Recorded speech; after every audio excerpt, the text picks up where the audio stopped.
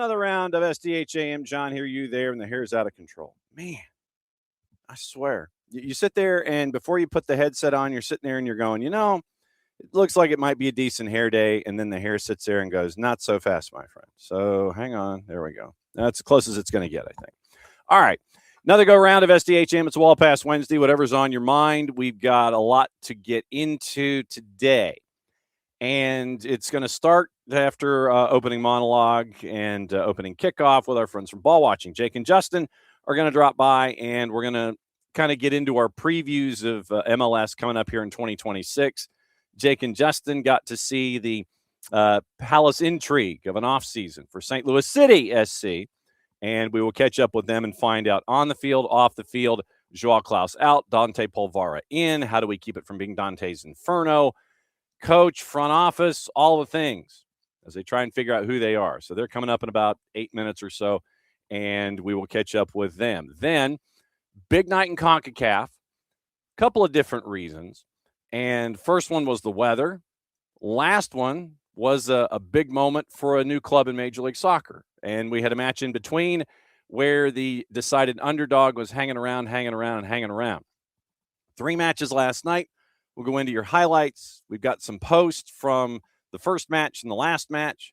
We'll preview what's going to happen tonight with the other 2 matches on the other half of the bracket.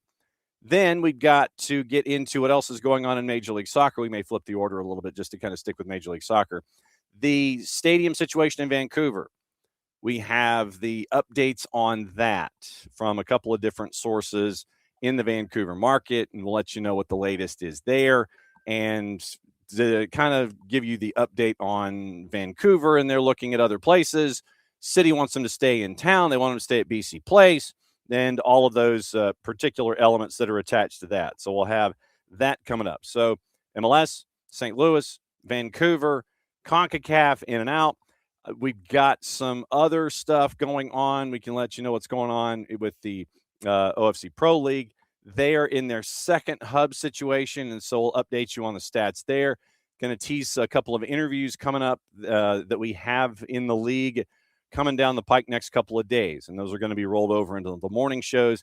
And they also have their Champions League tournament going on in Samoa, and there's some interesting stories that have to do with America with the clubs that are playing in their Final Four in Samoa. So we'll get into that as well. We've got Copa Libertadores to get into, Sudamericana to get into, all the AM news to get into. So safe to say there's stuff.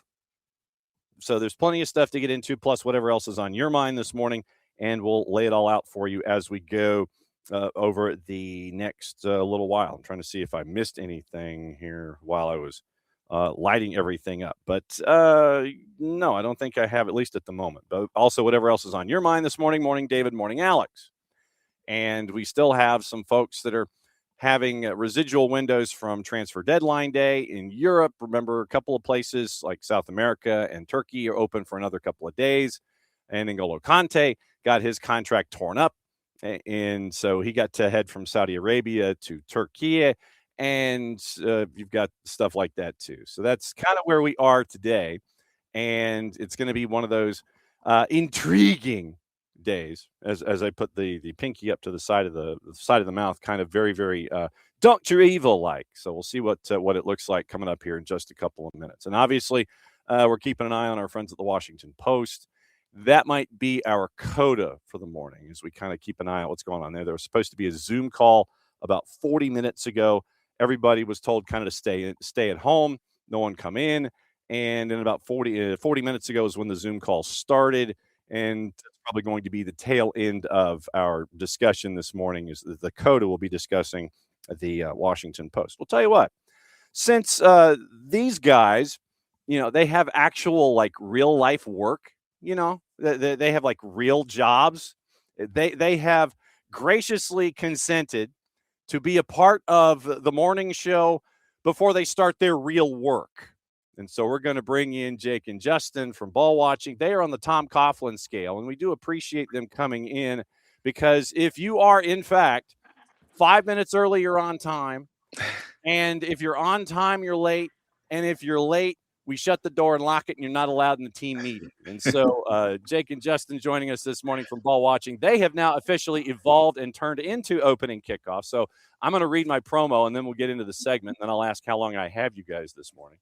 Opening kickoff brought to you by Black Pitch Coffee, blackpitchcoffee.com. We start your day with the most important stories in the game, and the right way to start your morning. Black Pitch Coffee is part of the SDH community, showing up at events all over Atlanta. Try their home blend, made with beans from Brazil and Guatemala, heavy-bodied, notes of walnut and semi-sweet chocolate, and a rich world-class finish. Opening kickoff, powered by Black Pitch Coffee and blackpitchcoffee.com. So, gentlemen, you guys are opening kickoff. Mazel tov. It's good to see you.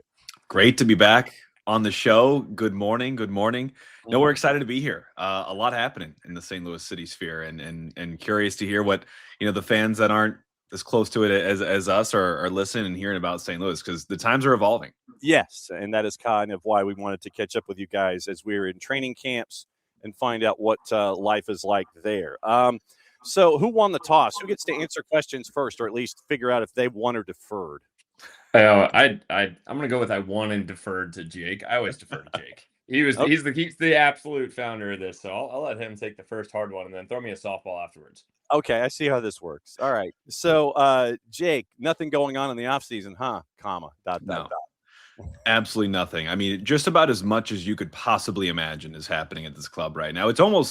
It reminds me of our inception, where we're going out and finding a sporting director finds coach, sporting director and coach finding new players. And yeah, very, very much feels like a rebuild of sorts here at St. Louis City. I think for good reason, 2 pretty dismal seasons by the standards that were set in year one, which were also probably not a fair standard to set with winning the West. So, I think it's good, but I think it is definitely taking steps back to right the kind of the foundation, get us on the right track, and kind of everyone rowing in the same direction. But I think it's going to be a pretty gritty year from what we're kind of seeing. It's nothing that I also think the expectations are probably pretty low for those around the league for what St. Louis is going to bring, at least this season. But I do think this is going to be a project that will probably take a couple of years to really kind of reach a point where we feel like we're really in a competitive window. Okay, so then, Justin, let me have you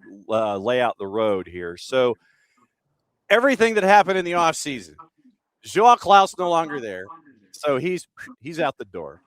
You brought in Dante Polvara recently for $500,000. You've got stuff going on touchline, front office. Did I miss anything? What are the gaps here that happened in the offseason that folks are going to be staring at? I mean, the biggest one is for sure Joao Klaus, our first DP, leading goal scorer for the club, not only last season with 10 goals, but all time. So that's going to be a big one. And right now, we currently do not have a replacement. We've had Johan de Bay go on and in some of his interviews mentioned Simon Betcher, who is a St. Louis alum. Go Bills, basketball as well. Jason, I know you follow that as well. But him and McSorley kind of stepping in the role right now. I know that the team, Corey Ray and team, are looking to find that replacement. We've had some rumors that we've heard about there, but it's not there yet. And unfortunately, it doesn't seem like it's that close either. So we're very likely, or 100% going to be starting the season without a true number 9 for this team, which I think is going to be hurtful for us. Also, when you look at the back line, Henry Kessler is no longer with the team. I would say he was the rock for us when he was healthy.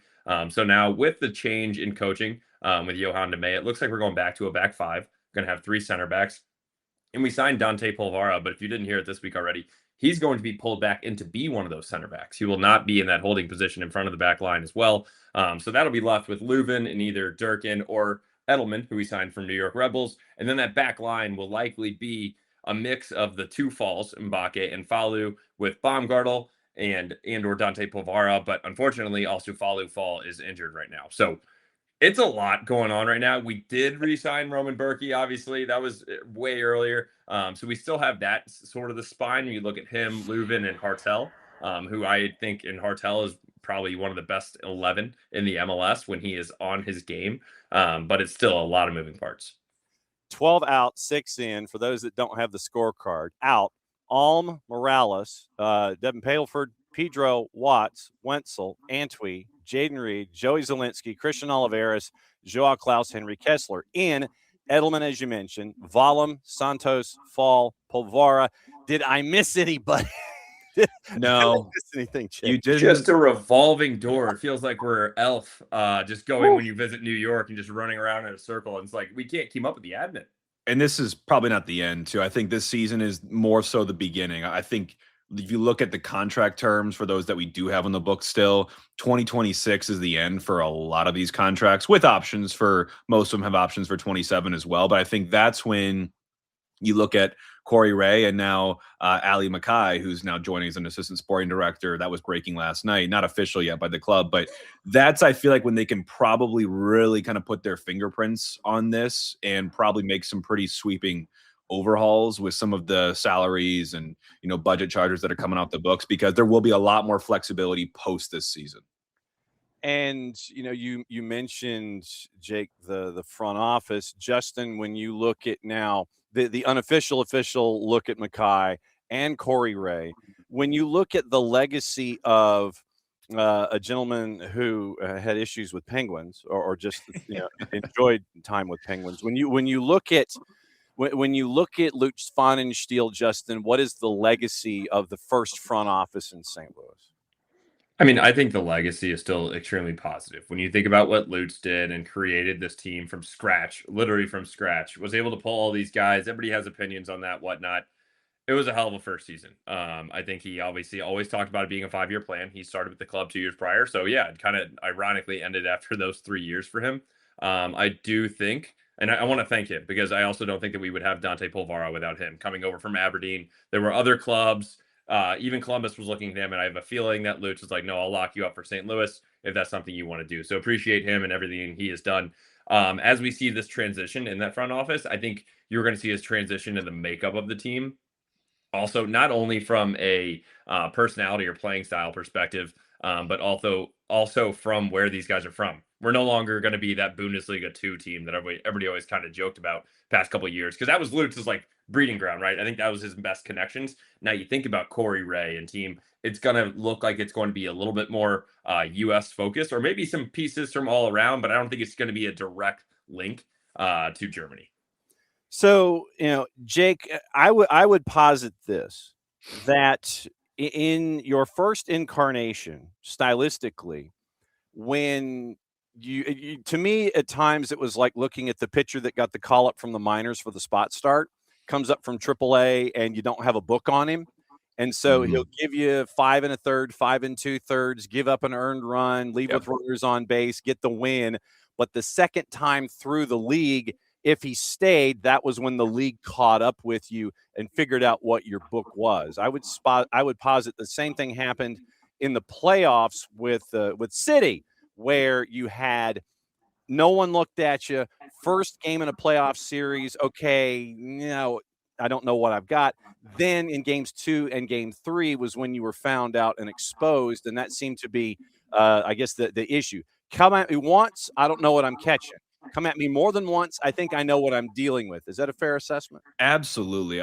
Frankly, that's a really good comparison. I think I would even backdate it even more. I mean, I'd say our first spin through the league, most of the Western Conference opponents obviously went very positively in 2023. And then you hit the kind of midway or the turning point where I think we had either just about to enter or just came out of Leagues Cup, the first iteration of Leagues Cup, and it was downhill from there. We kind of limped our way into the playoffs. We limped our way to the Western Conference #1. We almost blew that, and obviously did not go very far in the playoffs as well. And I think really since that, it kind of feels like that was the turning point in this club. And we've kind of felt, found out with Carnell, couldn't get it back going again in 2024. And obviously we parted ways with him, and he's doing great things now in Philly. And then you bring on Olaf Melberg, and you see a lot of interim coach time as well. Olaf Melberg wasn't a fit. I think stylistically we're really trying to find or refine now our identity, because I think we thought we had it in year one, and you can call that identity. But if the identity doesn't win you games, consistently, throughout the course of a season, it's not an identity really worth having. So I think we're really going to see some big changes from at least what we're trying to do with and without the ball this season with Yohan Demey. I have a feeling that, cut from the same cloth and under the same, mentorship with Wilfred Nancy, and having guys that have a much higher level of comfortability on the ball where we don't toss it around like a grenade. It's not just kick and run. It's not just give it to them and see if we can poach it off them in dangerous places. So, I mean, that's where I'm going. That I want to see that. I think that is where the modern game is going. There will be some big learning pains, obviously, along the way, because that's a dangerous thing to do. But you can see it in the recruitment style. Most of the guys we're getting have a level of comfortability with the ball that maybe we're not so used to seeing around here. And I want to add on to that real quick, Jason. If you go back to our first season, yeah, we won our first 5 games. Awesome, getting 15 points. In the last 11 games of the season, so from August 26th on, we had 8 points through 11 games. So that's to your point. That's usually when you start playing teams for the second time, coming back around. We had 56 points in our first season, 37 the year after, only 32 last year. I can't keep going down. At some point we got to go up, but it's still very kind of topsy-turvy and very fluid situation in St. Louis. Yeah. So, when you mentioned grenade, it's like literally, did the ball have cooties at points offensively? I mean, was it just one of those where you're sitting there and you're going, I ain't touching that thing. No. Was it that way? Yeah, I mean that's definitely an over dramatization of it, but no, I definitely think from where we started, I can't think of many memorable moments, but I can even look back at the stats and say, when did we ever win possession? And I'm not saying possession is the key to victory, right? But it's what you do with the ball. And we were very effective when we had the ball, but we had so little of the ball. And that was on purpose, I think, because we just knew that we didn't have the ball players to kill teams with possession, find those incisive passes and pick them apart like other teams can. That just wasn't our style. And I think we're going to try to slowly get back into that a little bit more. But we were way down one side of the spectrum to start in 2023. And I think we're kind of working our way to the other side. But again, that takes a lot of confidence, takes a lot of chemistry, takes a lot of training time, really kind of honing those tactics and what DeMay wants to bring in. By the way, we still haven't seen a game yet, right? We're still in preseason. That's just a lot of speculation at this point. But if it's anything like where he came from in Columbus, you'd imagine that's kind of what he wants to do here. Early loss. That is not me calling. Red Bulls get a 3-1 win back on the 24th, 2-2 draw with Tampa on the 28th. And then you're going to Indio to take on Portland today, as a matter of fact. And then you head to Coachella Valley to take on Austin, LAG, and then you're back in India to take on DC United back on the 14th to wrap up preseason. Let me ask the fan question, Justin. What's been the vibe with all of this change? Let me go back to the Joao Klaus move first. What was the vibe when Klaus was shipped to LAG? Was it tiki torches and pitchforks? I mean, what was the response? No, I don't think so. I would say on a first glance, it's like, wow, how are we getting rid of this guy? How are we going to replace it? How are we going to score? I think from a fan perspective, that's exactly how you should look at it, right? But from a business perspective, $2.4 million on a guy that has 1 year left, it's not a terrible move by City from that perspective. However, I think as we've already talked about, with this team trending down, I don't think it screams that you're really working towards the fans at this point. Like, you want to hold on to that guy for the season. You want to show that you're working towards something. I understand, yeah, the cash is nice, but if you don't have an immediate backup plan, you just saw this happen with PSV and Ricardo Pepi. They originally agreed to that deal with Fulham, and then they're like, whoa, we don't have a backup plan. Ours fell through. We're not doing it. Kind of wish City would have went through with something like that, in my opinion. Not saying it had to be the exact same, but yeah, it's upsetting to see him go in that sense, specifically for Klaus. But we're here now. We have the cash. What can we do with it? But as far as like where are we at as a fan group, I don't want to say that's it. Like, it's been so many moves that I don't even think people have really had a time to realize, like, where are we going to be in the standings? I was kind of shocked when we saw like David Gus and those guys on Soccer Wise. They set our points line at 42.5. That is a 11-point increase from last season. Okay. Quite the jump, in my opinion. So, yeah, I think some people see some optimism in this team. I think right now it's still like, let's pump the brakes. I don't even know for sure what formation we're going into. It's likely going to be 3 center backs, but there is a lot of moving parts. So I don't even think people have had time to like breathe and reassess this team. So then, Jake, where is the offense going to come from? That's the $1 million question right now. I mean, I think it revolves around a couple of pieces. I think it revolves obviously around Marcel Hartel, getting a version of him at least on par with last year, if not better. You're going to absolutely need that. That's probably point number one to create for us, just because when the ball gets to his boot, his vision, his final pass, even his shooting. I mean, he's a great dynamic attacker to have. Got to have him clicking. I think Edu Leuven being available for the majority of the season, whether that's, he had some injury issues last year, also had some family stuff going on as well. If you can count on him consistently throughout a season to be that 8, that box-to-box guy that also kind of chips in with, the occasional goal from a set piece here or there, but his delivery is great. His vision is great. His passing from deep is amazing. I mean, nothing like that in this team outside of Leuven. So you got to have him available as well to help kind of connect, defense to attack. And then you're going to need someone up top to have a really strong season and say, okay, Klaus is gone. This is my time. I think it's probably going to be starting with Simon Betcher.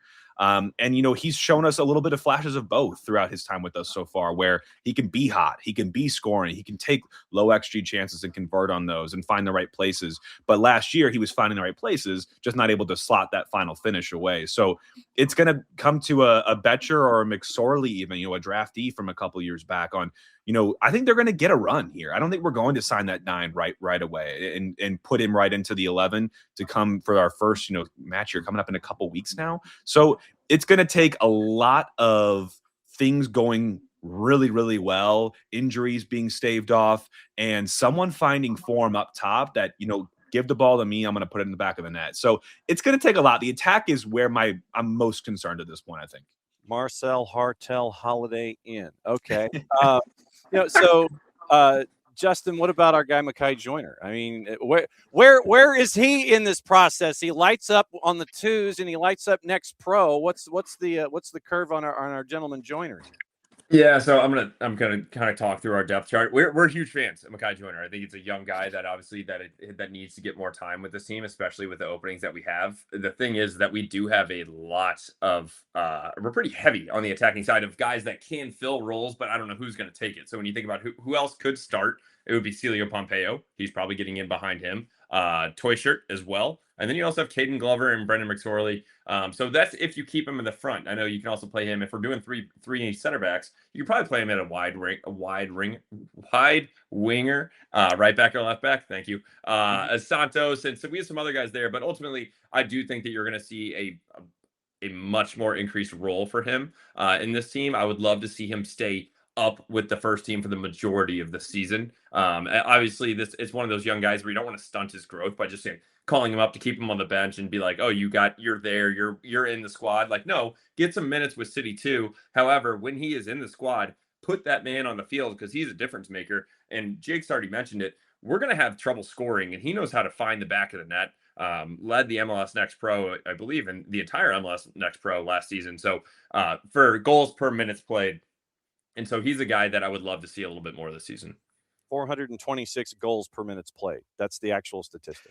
I'm kidding. No, but I mean, we've been high on seeing what Joyner and McSorley have been able to do at the next pro level. And then McSorley had the cup of coffee and cup competitions, and you got to see what he was able to do there. So we are thumbs up on the young guys and letting them shine as well. So Jake, as Justin was going through the offensive scoring section of the depth chart, what has been the feedback on Yoann Demey so far in St. Louis with him taking over with there? What's the feedback been like? Yeah, it's still so difficult right now because we've obviously seen and heard so little from him, just given it's, still preseason, and he wasn't hired that long ago. It's been less than, I think, 2 months. Maybe, I want to get the exact date, but it's not been long. So, for him, the comments that he made coming in were, impactful. Like, the guy wants to win. He clearly, I think, throughout the interview process, noticed and clocked there was a level of misalignment, maybe sometimes between some of the sporting staff and what was going on the field.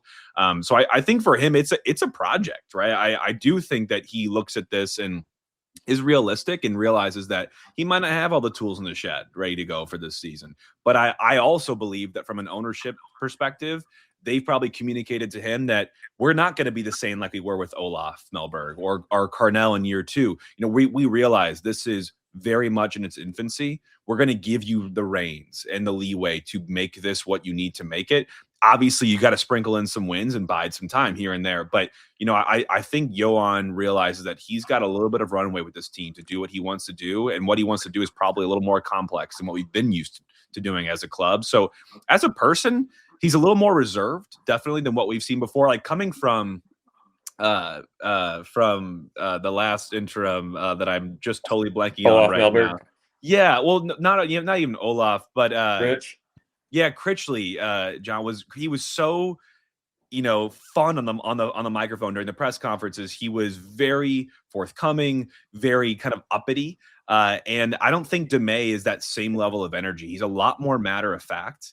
And like Justin, I think, highlighted earlier, then there are some things that he's already kind of laying at least some thoughts out that we're going to be seeing differently. Like, for a guy like Conrad Wallen, we mentioned, he's an incoming this year, but he was a loan last year. So he's kind of a same face before. But Wallen played every position on the field last year at different times for different reasons. This is I think DeMay wants him to stay at a left wing back or a right wing back position and really make that his own and master that craft. He's also mentioned, like Justin talked about, Polvara, stepping back into the center back. So I think for him, he's bringing more of that technical skill to the back line so that we can actually use the back line as a fulcrum or as the beginning of an attack versus, our last ditch on defending, like, just one dimensional, maybe a two-dimensional type defense. But he's mentioned positional flexibility, a lot of things you heard during the Nancy reign in Columbus. So it's a lot of speak. At this point, I'm not going to weigh too heavily on like where I think he's at and how I think it's going so far until we really get some matches under the belt. But I think we're excited. He's got something to prove. Hasn't had this position before, like on a permanent basis.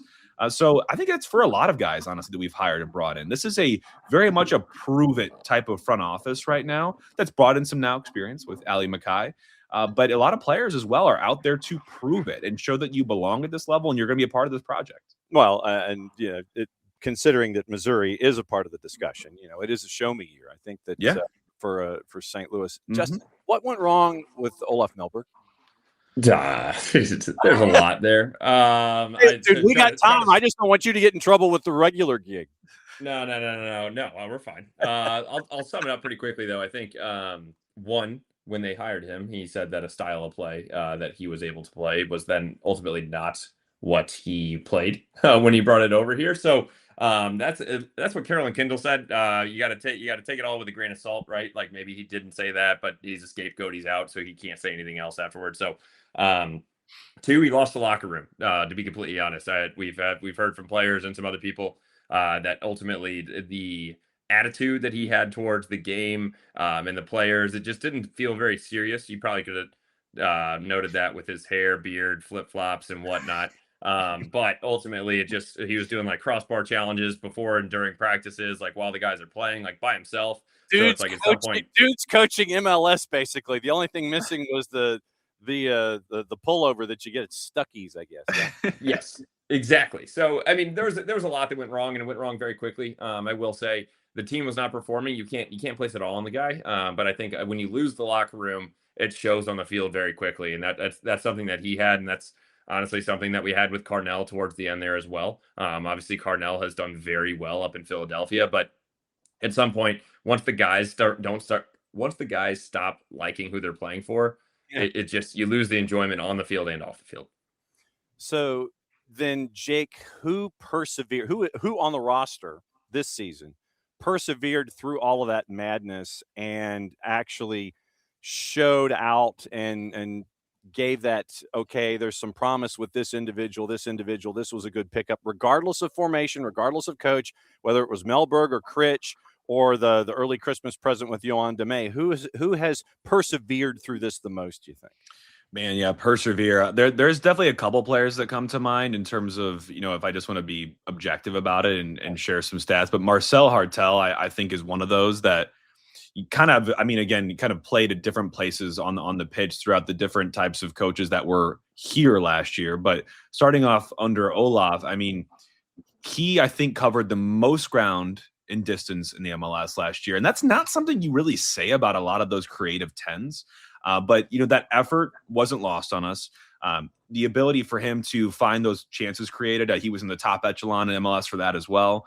So I definitely think he is a guy that, regardless of who was on the touchline, he was going to be one of your, consistent 7, 8, point performers out of 10 every match. Just because if there wasn't a Hartel in the lineup, I don't know where we would have been. I'm trying to think, because honestly, it was such a weird season because there were so many injuries and you really didn't get a lot of consistency out of guys. But I think from maybe like the quarter way through the rest, I also think Klaus was one of those guys that obviously he got this move. The Galaxy believe in him, and he put up 10 goals for us last year. And that's not a lot, but he was a team leader in that. Hartel was right beneath him coming up into the last match day. And he made the most of those opportunities, and he kind of found his goal scoring boots. I can name more, John, guys that did not take advantage of the situation and did not, perform up to expectations, and probably led to them, being on the bench and also being looked at a little more critically in this window right now. Like I can think of a Toy Shirt who just didn't have it last year. And compared to what he was doing in 24 towards the end of the season, just banging goals for fun, didn't have it. He had a down year. Our back line, we were roasted. I mean, the goals against ballooned last year as well. It was just a really, really trying season for a lot of guys. I think Awala maybe was another good example where he was a positivity. I mean, he played midfield, played both sides of the wing backs, played fullback. I mean, he played everywhere on the pitch and showed his versatility, which was so needed last year. But you also then, if you play a guy everywhere, where is he really going to excel and be the best at? And so that's why I'm hoping we kind of turn that corner this year. But those are some of the names that come to mind for me. Okay, so are there any to add since Jake was saying these dudes didn't? Justin, was there anybody else in your mind that didn't last year as opposed to those that did in having the rough year that St. Louis had? I mean, it unfortunately, if we're going to add to the didn't list, it's a lot of the guys that were injury plagued. So if we look at like a Henry Kessler, I would have loved to see a lot more out of him. And then other than that, it's like Thomas Dolan didn't get a whole lot of minutes, which now he should be our starting right back. So I do want to give these guys a little bit of an out in the fact that they did have another interim coach that they didn't like. So once you start with that, then you're midseason. And by the time that he was let go, we were pretty much screwed. Like we would have had to go on an incredible run to make the playoffs. So there's a lot of tinkering and different styles that were being had with Critch, and nothing wrong with that from Critch to try to figure it out, try to see if we can turn it around. But for some of these guys like Vollum, it's like, how do you know where you're going to play if you're going to play? But I do want to add to that and say some of the best ability is availability. And Marcel Hallertau was second in the MLS in minutes played for field players, only behind Carlos Gil. 9 goals, 6 assists for us. So that is true, just hard work and effort, as Jake mentioned, covering the most ground. So he's a huge call out, and I think it's going to be another one for Conrad Vollum. Connor, even though he was all over the place, didn't have a consistent starting spot or even consistent starter, he was still second in the team in minutes with Joao Klaus. So that's a guy that was also just working his butt off, and I'm happy to have both of them. Got to mention McSorley, John. You already mentioned him. Justin mentioned him before. That guy, he was a late bloomer, right? He wasn't really in the picture starting the season, but he scored a brace into the season, really found his form. I feel like Justin and I were here for it. The exhibition match we played against Aston Villa, where he came on in the second half and did not care what these jersey names said, both the logo and the name. He was a kid and he was a bull in a china shop. Like did not give any regard to his body nor the opponent in a positive way. Like he wasn't being cheap out there, but the tenacity, the energy that he brought to that game, I think he left an indelible mark on Critchley at the time and the staff, because obviously they gave him, a vote of confidence, got some late starts, got some goals. I'm really, really curious to see if that was lightning in a bottle, and that was just like, I got my chance, I'm going to put everything into this, or if that's just who he is as a player, and you're going to expect to see just a tenacious, fox in the box type poacher in McSorley, because the fans loved what he put out, because it's hard not to, right? Like this guy's leaving it all out there. He's bringing some output as well. That's easy to get behind. And I just have this vision now of human bumper cars with Brendan McSorley. And yeah. Seeing what that's going to look like at the 18. I found the goal stats from last year, and it was Joao Klaus double figures with 10, and this is MLS. This is not all comps. This is straight up MLS. Marcel Hartel Holiday in with 9, Leuven with 6, Toy Shirt and Bashir with 3 each. So you've got a big drop off. You literally got 3 dudes with 25 goals of your output in Major League Soccer. Then Toy Shirt and Bashir each with 3, Pompeu McSorley with 2. Vollum Hebert, Akil Watch, Josh Yarrow, Ostrak, Sangbin, Orozco, and Makai Joyner were the ones that scored other than that. So, I mean, 3 dudes with 25 and then a lot of dreaded others down that list. And one's gone. Yeah, and one of them, and almost half of those 10 is now gone. So Mhm. I would say, but to your point that we've been talking about for these young guys, Makai Joyner, I know we joked about like 426 goals per minute. He did have 18 goal contributions in 1,076 minutes. So he had a goal contribution every 60 minutes for City 2. And then also when you go and look at Brendan McSorley, he was more of a mainstay on City 2 and he had 23 games played, 23 starts. He had 8 goals and 8 assists. So I really do think that if both of those guys can bring just even a little bit of that, and I would love to see both of them maybe have 3 to 5 goals each and be like that third to fourth goal scorer for this team. That's just raising that base that you already talked about, John, that just like absolutely falls off. So I think it's one that's going to be very important for us, that we're going to give these guys some time and some minutes. But you did mention one there that we haven't talked about at all, Sangbin. I think he is going to be a very interesting X factor for us. He's going to be up there on the right wing. Brought him in from Minnesota. He's flashy. He's fast. And I think he's going to be an important role for this team. So I want to ask Jake about the environment there. Obviously, the announcement yesterday that came out for LA 28 that Energizer is going to be a part of the East goes West when it comes to everything soccer, which I think it's a cool idea because you want to expose the country to everything when it comes to the soccer competition in the LA Olympics in 28. What has there been staying power when it comes to the fan base ever since everything rolled out, or is it the dips and flows with wins and losses, or has it been fairly static with a new franchise in Major League Soccer? What has the involvement, enthusiasm level been so far? I would say static couldn't be further from the truth for this fan base. I mean, very much a roller coaster. Mhm. And I think a lot of it, frankly, goes back to year one, where a lot of new fans, right? Like not all people, when St. Louis City shows up in St. Louis, were huge MLS fans or even huge soccer fans. They just wanted to support like a local team here. And to be spoiled in that way and win first in your conference that year, I think it just set an unfair precedent or an expectation in a lot of fans' minds that this is where we kind of belong. You know, we're St. Louis and everyone's got, you know, your bias towards St. Louis sports. And when you're not there, you're not doing enough. And I definitely think this fan base is at a little bit of a lull right now where we're definitely in a show me state where, you know, what we've seen the last 2 years, we've been promised a lot of things and even goals have been shared outright in very public forums on where we want to be, what we want to do. And they've been missed. And there's not much to hang your hat on right now. I definitely think, like, you know, we try to maintain some level of an even keel, just knowing the game a little bit more than maybe some of the casual fans, that this is just, it takes time. And what you did in year one is just not an expectation to have for this franchise moving forward. But I think more than anything, I loved that news yesterday. I think people probably overlook the significance of that, having the Olympics back, by the way, in St. Louis, having been hosts in 1904 during, I think, the second iteration of this first soccer tournament there. So, little fun fact for everyone. But no, like some people, John, might hear that and be like, "Wow, that's so cool!" Like St. Louis, you know, we're in the Olympics. So you might say, "I'm not talking about St. Louis soccer scene until you sign me another DP number 9." So I think there's people that feel very hurt and they need, you know, show me the money. They want to see that product on the field, the thing that we've been promised, or at least that you showed us in year one.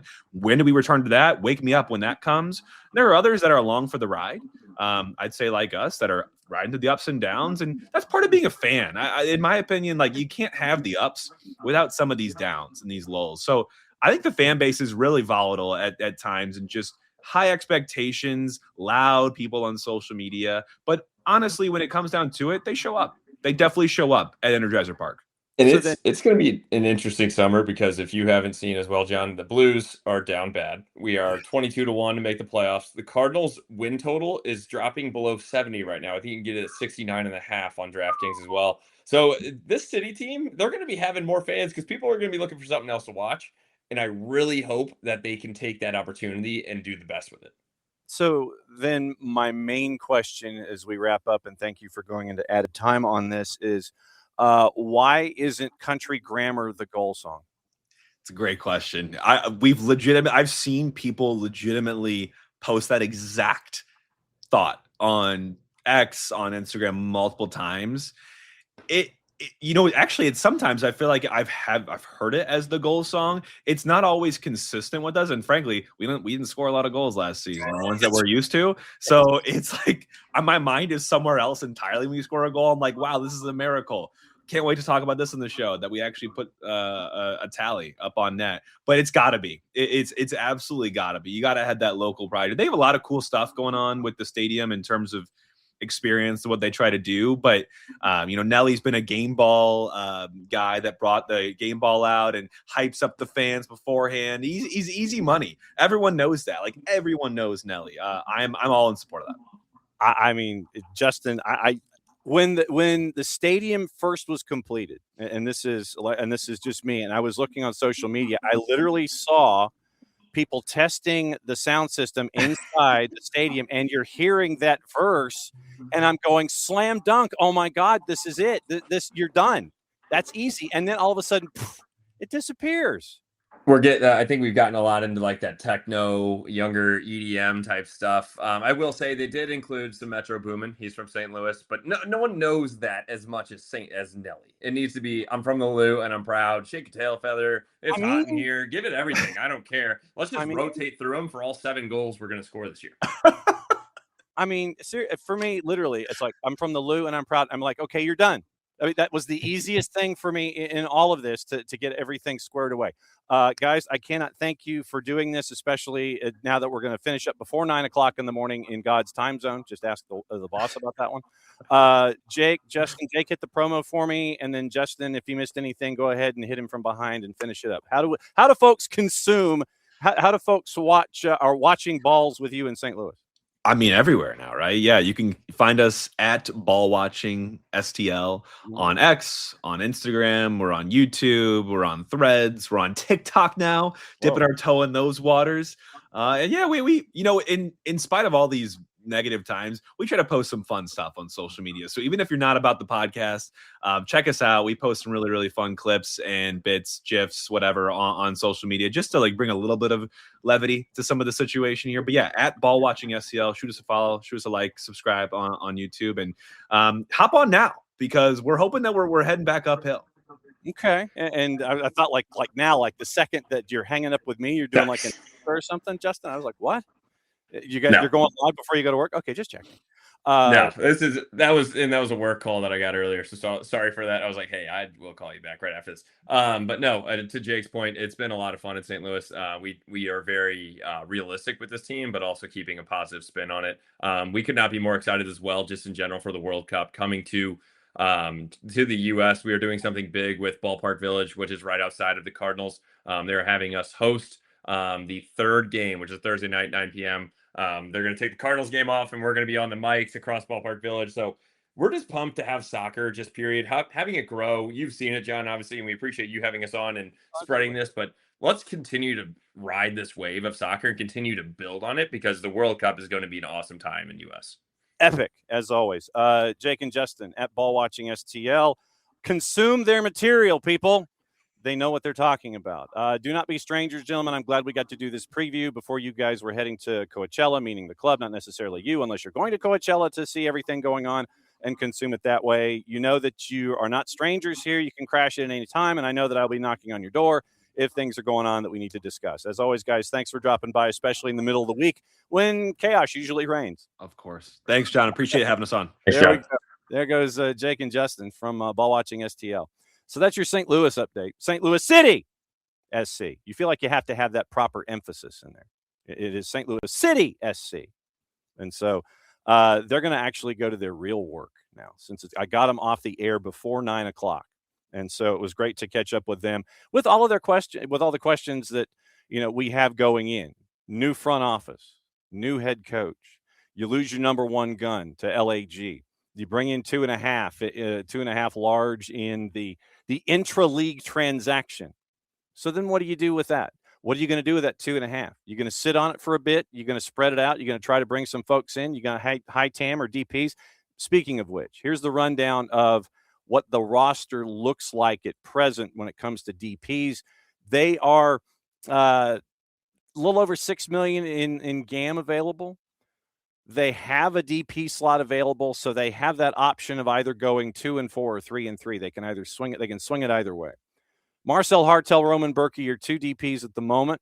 Obviously, when you send Joao Klaus along, that opens up that third DP slot. But once again, it gives you the opportunity with the flexibility, but you have to declare either 3 and 3 or 2 and 4. Jake Girdwood-Reich, Falu Fall, and Sang Bin are your 3 U22s that are currently under contract, but you've got some work to do when it comes to deciding what you're going to do with the money that you brought in from Joao Klaus. So, as always, great to catch up with Jake and Justin from Ball Watching STL and find out what's going on in St. Louis. Okay. And I guess that was opening kickoff. Brought to us by Black Pitch Coffee and blackpitchcoffee.com. Starting your day with the most important stories in the game, the right way to start your morning. Black Pitch Coffee, part of the SDH community, showing up at events all over Atlanta. Try their home blend made with beans from Brazil and Guatemala, heavy-bodied, with notes of walnut and semi-sweet chocolate and a rich world-class finish. Opening kickoff powered by Black Pitch Coffee and blackpitchcoffee.com. Okay, I don't know. And like I said, this is probably drifting into Wall Pass Wednesday category. But we mentioned before Jake and Justin came in about what's going on at the Washington Post. And just to let you know what is going on, it appears that the Washington Post, when it comes to the sports department as we know it, no longer exists. According to executive editor Matt Murray through Corbin Bowles, who has been keeping an eye on things. He's the media reporter at The Wrap, and it apparently is for the Washington Post sports department. Matt Murray, 8:30 Zoom call this morning, says the paper is closing its sports department in its current form and plans to cover it as a cultural phenomenon. That's in quotation marks, those 2 words. We plan to retain several reporters to join features, according to Murray, and cover sports through there, he tells staff.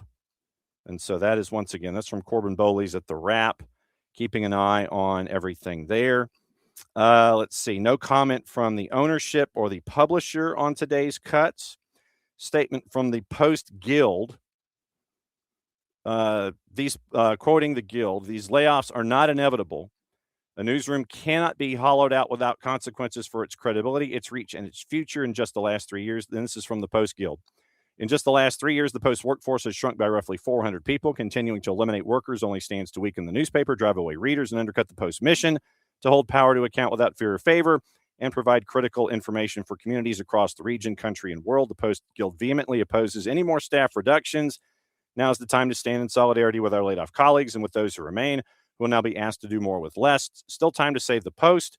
On top of the thousands of letters readers have already sent to the company's leadership, all of them staunchly disapproving of the cuts. We expect many people at our hashtag Save the Post rally on Thursday at noon. And then their final paragraph of Jeff Bezos no longer willing to invest in the mission that has defined this paper for generations, serve the millions who depend on Post journalism, then the Post deserves a steward that will. So that is from that is from the Post Guild in response to the 8:30 call this morning. So let's see. Shuttering of the books. So it is significant cuts to international, sports, Metro, and books. Corbin Bowles and Michael Calderon at The Wrap. And significantly downsizing the paper, scaling back international coverage, ending the sports section in its current form, restructuring the Metro desk, and eliminating the books section, according to Post sources. Matt Murray framed the moves to staff in a Wednesday morning meeting as, quote, a strategic reset. And so that is, like I said, as more comes out, then we'll sit there and we will relay that information. Let's see. Pulling back from community-based reporting teams. Once again, that's more from Bowles. And you have folks like Dan Wetzel who have come out and been against this. Andrew Marchand has come out against it. Obviously, John Keem with his thoughts for everybody that it was impacted this morning. Steve Weich has come out this morning. You remember Steve Weich from his time. Before he was at NFL Network, he was with the AJC. So Steve Weich has come out this morning. Richard Deitch has come out this morning. And So that's kind of where we are, and I'm keeping an eye on it because there have been some folks who have publicly said that their time is done. And when you look at guys like Stephen Goff, who left before this announcement this morning, and Stephen Goff is now at Yahoo, and Stephen Goff mentioning a Department of Povich, Boswell, Wilbon, Kornheiser, Gilday, Shinen, poets, authors, Hall of Famers, and Pulitzer finalists. So that is, and one other individual, let me check before I continue the rest of the show this morning. It is Sally Jenkins, who has just been absolutely on fire with her account the last handful of days. So Scott Allen, by the way, Scott S. Allen on the 280 character app, has been taking requests for specific sports pages to tweet from the Post collection of color PDFs dating back to April of 2002. And so he has been showing a bunch of PDFs from their coverage in the past about what they've been able to do. But it is a sad day for journalism today. And it was, yesterday it was anticipated, but to see it actually in its print is it is profoundly disappointing. And so to see something like that is like I said, it's disappointing, and sadly in this day and age when it comes to big business, not surprising. So Washington Post shuttering its sports department, and this goes to more than obviously just the features and the investigations and the day-to-day. All of that aspect, all of that history now disappears. And it is up to us now going forward to remind everyone about the importance of journalism in its forms and how we can continue to storytell and do good investigations and give you the news of the day. And you've got folks that have been there for almost 40 years that are saying things on the 280 character app and on social media about their dismissals and the dissolving of the department and all this kind of stuff. So I know at some point today I'm going to be having another caffeinated glass, and it's going to be poured out for the folks that we grew up on, the folks that we listened to, and the folks that we would refer to when it came to that particular section of the paper. And not just that section, but obviously the other sections that were affected. But since we're a sports program, just have a thought for those folks today. And I really hope is that going forward that we look at, that we look at this and have an appreciation for journalism in all of its forms, for daily coverage in all of its forms, how it is, how we've kind of tackled it in this new this new environment that we're in. But obviously, just like I said, just keep your thoughts for everybody impacted at the Post, and it's not just necessarily the writers, but everybody behind the scenes and everyone who has poured everything into their work there for decades. And the announcement today about sports now being treated as a cultural phenomenon is where it's going to be. Improved bedroom, blah, blah, blah, blah, blah. Okay, bot. So much for you. So improved bedroom and a bunch of other things. First off, you're blocked. And second of all, you've been reported. So reporting here and then reporting that you are in fact a bot and telling everybody that you are a viewer solicitation bot. Solicitation bot, 23 characters, and report submitted. So there you go. Report has been submitted. So like I said, just keep your thoughts for everybody over at the Washington Post today and everyone who's impacted by that family that has had to see the decline and have this announcement in a Zoom call at 8:30 in the morning. So just keep your thoughts for everybody there for journalism, reporting, and great newspapers that are now have sections that will no longer resemble anything that we know them for. So just keep an eye out there. All right. So it appears that sidebar that John Arnold's going to be joining us 10 o'clock hour on Friday. And so that's going to be good. We're going to catch up with him about the Triple C, the CONCACAF Hemispheric Extravaganza, and we're also going to catch up with him on other things that are going on in the business. So we'll keep an eye on all that stuff. All right. Now, it is officially hour number 2. And in this hour, it is the Vancouver Whitecap situation. It is what is going on in CONCACAF. We'll talk about that first. We've got Libertadores to get into. An interesting proposal for the Women's FA Cup came across our bow, and we're going to keep an eye out on that, and we'll let you know what that specifically is. So it's news out of Vancouver, but we're going to go to CONCACAF first, and we'll go through juice boxes from yesterday and today. Now, last night was the beginning of the new round of everything CONCACAF and Morning Lokeville. It was, how do we say this? It was 17 degrees at kick in Hamilton, Ontario last night. And it was one of those things where you were looking at the snow drifts that had been pushed back. And for those of you who were here yesterday, you got the preview piece from our friend Christian Jack. We'll hear from him coming up in a bit. But last night in the CONCACAF Champions Cup, you had in Hamilton, Ontario, 17 degrees at kick, wind chill of about 10. It finished at 16 degrees, and it finished with a wind chill of about 7. So after 90 minutes going in, Forge, a decided underdog at a plus 438, Tigres at a minus 169. Your draw was a plus 273. You had a moment in the match where it looked like at one point that was not going to be the final score. Here was that moment that happened last night where you were this close, and I mean this close, to having that moment where, we're going to stay goalless. Once again, courtesy of our friends at One Soccer. Here's what happened last night early. Special today as well. Playing just inside of Reza Rama. Herrera into the box. Forge don't get a clean front jam. Not cleared. It's smashed under the crossbar. It's Juan Brunetta.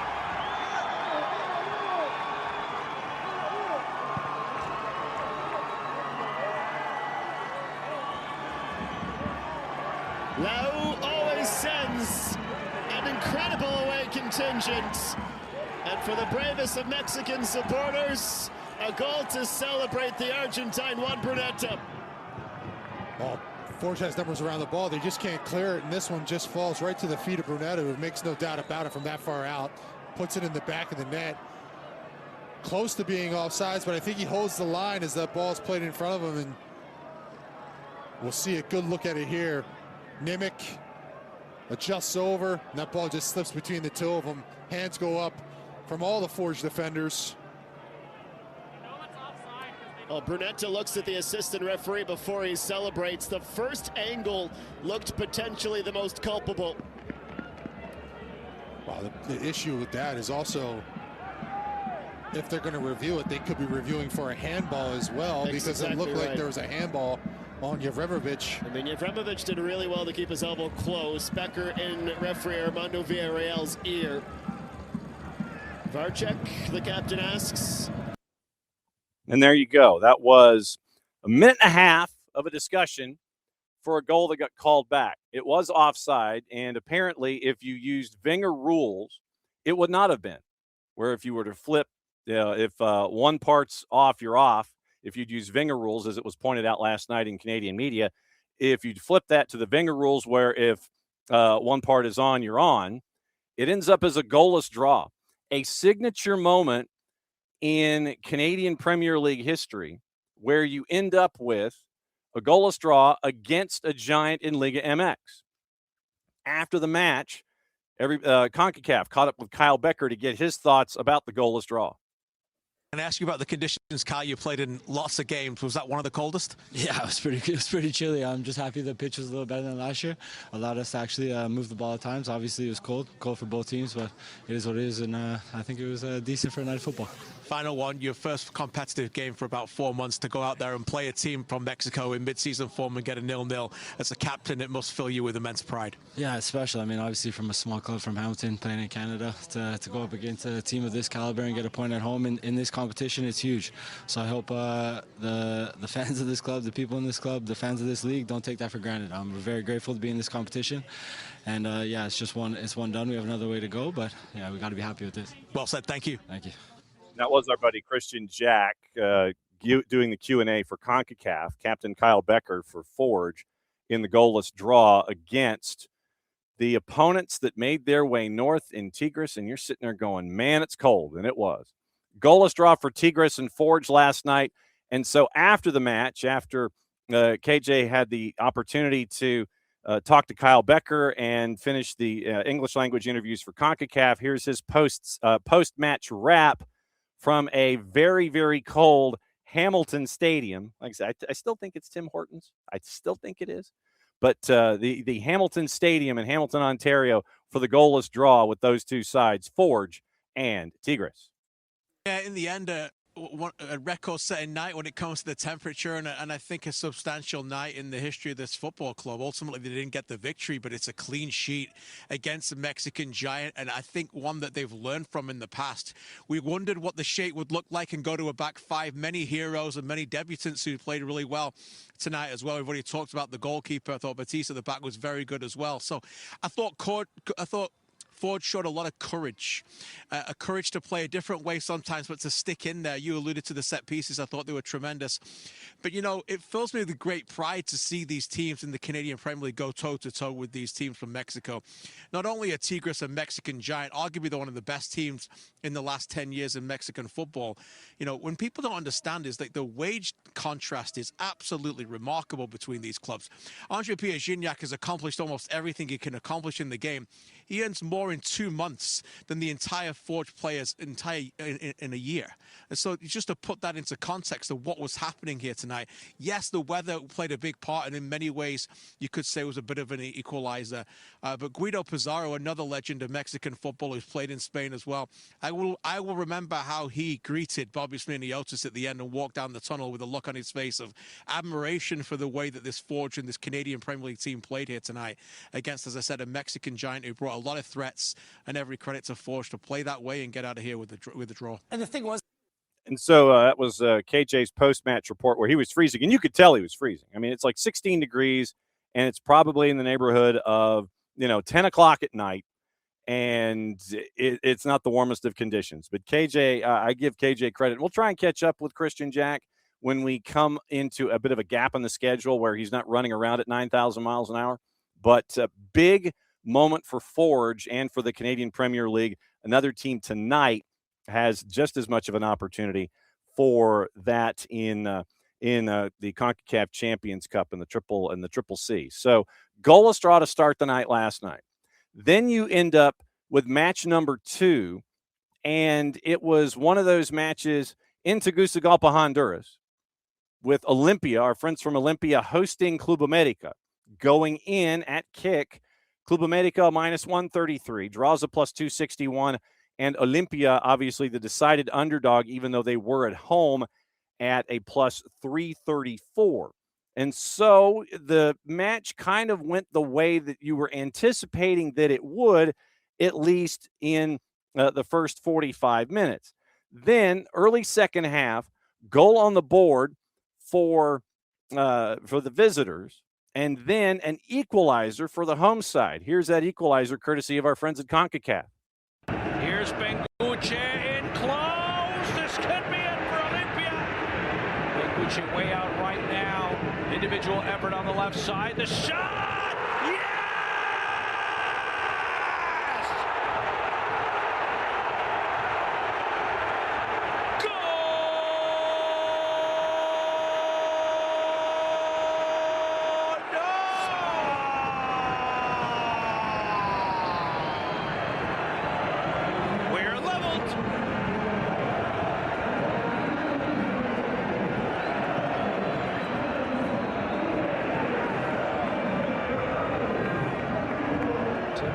Opportunity. And so it was 1-1 with about 40 minutes to go. And in these games, you're looking at these matches and you're going, home team's hanging around, home team's hanging around, home team's hanging around. They hung around until about 3 minutes to go. And then you end up with the game-winning goal in this one, and that close to coming out of there with a draw before heading to the Liga MX side with Club America at Estadio Azteca for the second leg. But under 3 minutes to go, you have this moment once again, courtesy of our friends at CONCACAF in FS2, and it ends up being the goal that would get the Duke for the visitors. And the Brian Rodriguez saved it on the putback. It's on the back of the net. Goal!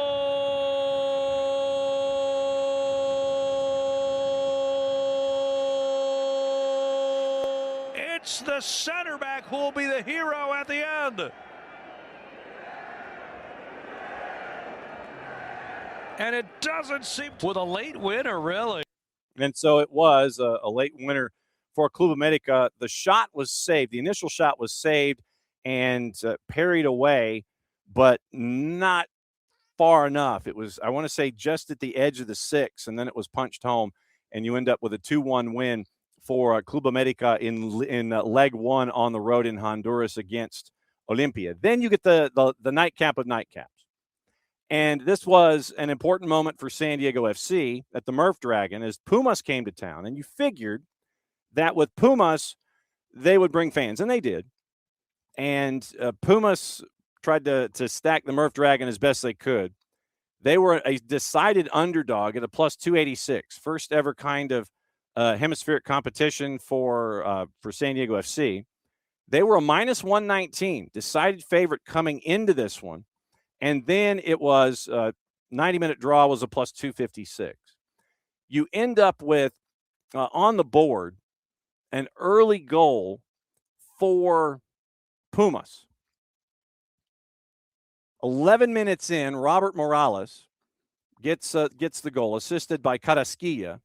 And so it's 1-0 Pumas. And you're sitting there going, okay, first-time team, first-time jitters, okay, it's going to be a bit of a slog for them.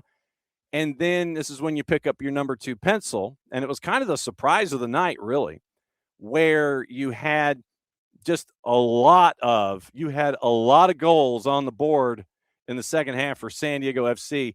Here's a goal montage of some of those, once again, courtesy of our friends at CONCACAF and FS2. In swinger from Dreyer, it's dangerous, and there is the equalizer. Manu Dua pulls San Diego level. Dua rising like a salmon, and just like that, the resistance is broken. Eisner, menacing ball, and San Diego leads. Vasquez pulls them in front, and they've pulled off the turnaround. It's just patient build-up. A lovely cross from Wilson Eisner, and David Vasquez is there to greet it. Dreyer hooking it to the back stick. It's saved. Mighton drives it home. And so you end up with goals on the board in the second half for San Diego in this manner. You heard the Manu Dua goal in the 68th minute. Anders Dreyer gets the assist. And so it's 1-1 at that point. 8 minutes later, David Vasquez scores. Wilson Eisner, who had a very, very busy night.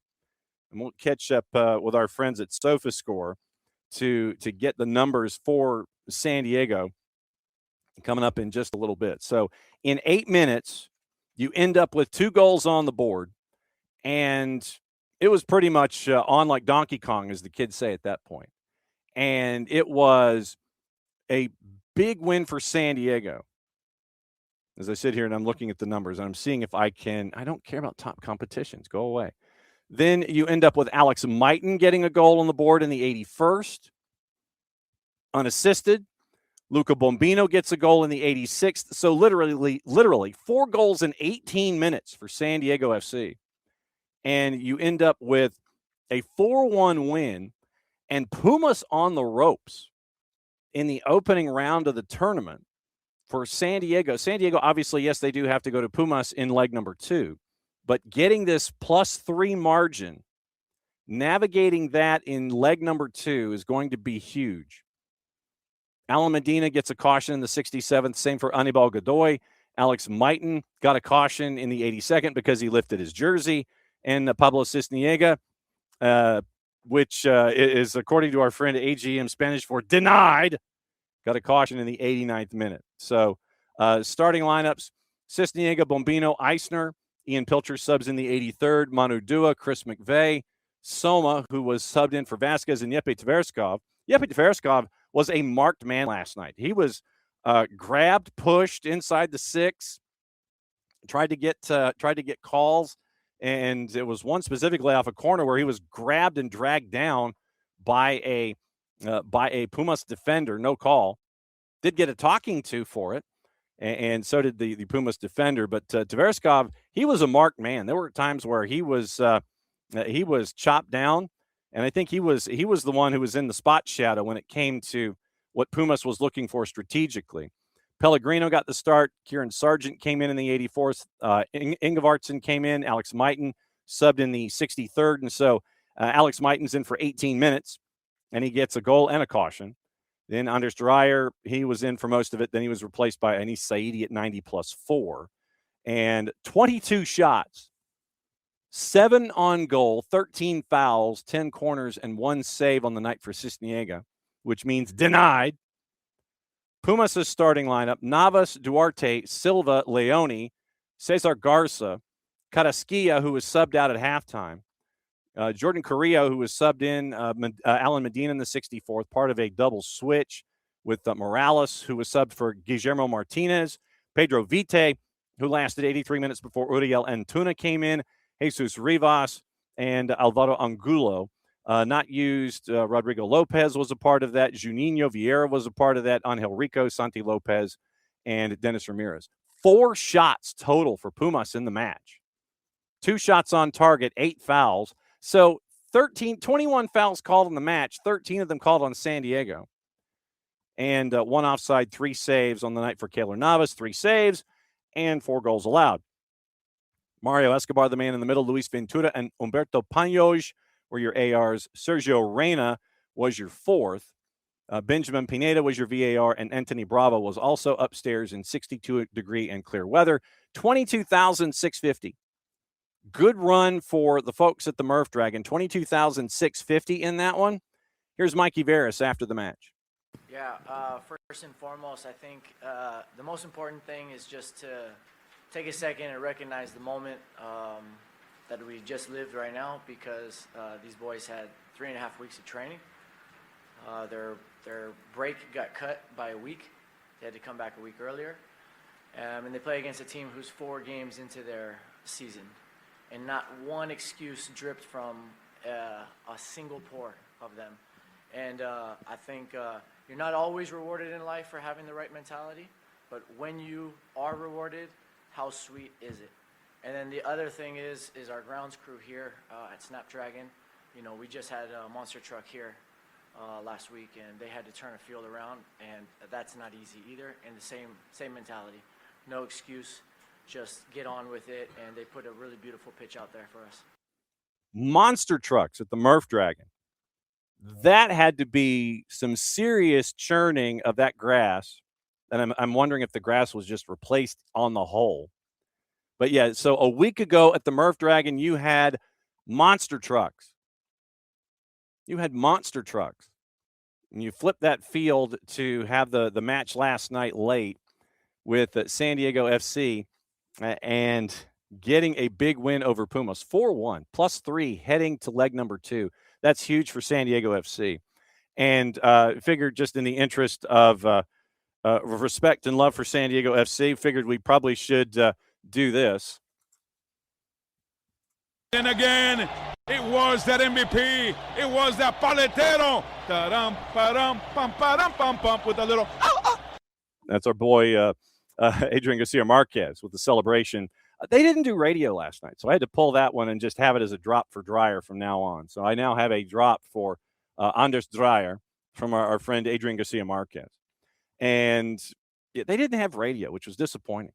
So was watching it on the TV and tried to last as long as I could, but didn't quite make it all the way through. Numbers on SofaScore from San Diego's perspective. Highest, by the way, Keylor Navas, even though he let in 4 goals, had a 6.3, and that was not the lowest score for Pumas on the night. 3 of the 5 at the back had less than a 6. Rivas, Leone, and Silva. 5-4, 5-5, and 5-9, respectively. Rivas, 5.4. Leone, 5.5. Nathan Silva, 5.9. When you let in 4 goals in 18 minutes, that's what the numbers end up with. Then the highest number on the board for Pumas was from Morales, obviously the goal scorer, who had a 7.0. On the night, Cisniega had a 6.5. Obviously, if he were to have not gotten the yellow card, it would have been higher, probably closer to a 7. Backline, Luca Bombino with a goal scored had an 8. Manu Dua had a 7.7. Christopher McVeigh, a 6.4. Wilson Eisner, very, very busy last night, had a 6.1. Anibal Godoy, an 8.1 with a yellow card. Yepe Tverskov had an 8.5, courtesy of our friends at SofaScore. On the night, it was, let's see, I want to check his stats here. 1 big chance created, 1 key pass, 1 cross completed. 125 of 141 passing at 89%. Passes in the opposition half, he was 101 of 114, which meant he was 24-27 in his own half. 3 long balls completed out of 7. And that's just the beginning. Shot chart, once again, nothing available there. On the dribble for Tverskov, 152 touches for Yepe Tverskov. 1 successful dribble, fouled once, but it was whistled. He was dragged around a lot last night. And total carrying distance, 364.5 meters, 52 carries, 1 progressive carry. Total progression on the night over 211.5 meters. Progressive carrying distance, 27.8.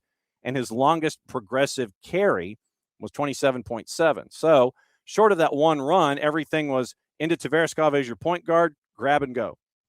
But Yepe Tverskov, 152 touches and 117 of 121 passing. So 89% passing for Yepe Tverskov in the matchup last night. Defensive numbers for Tverskov.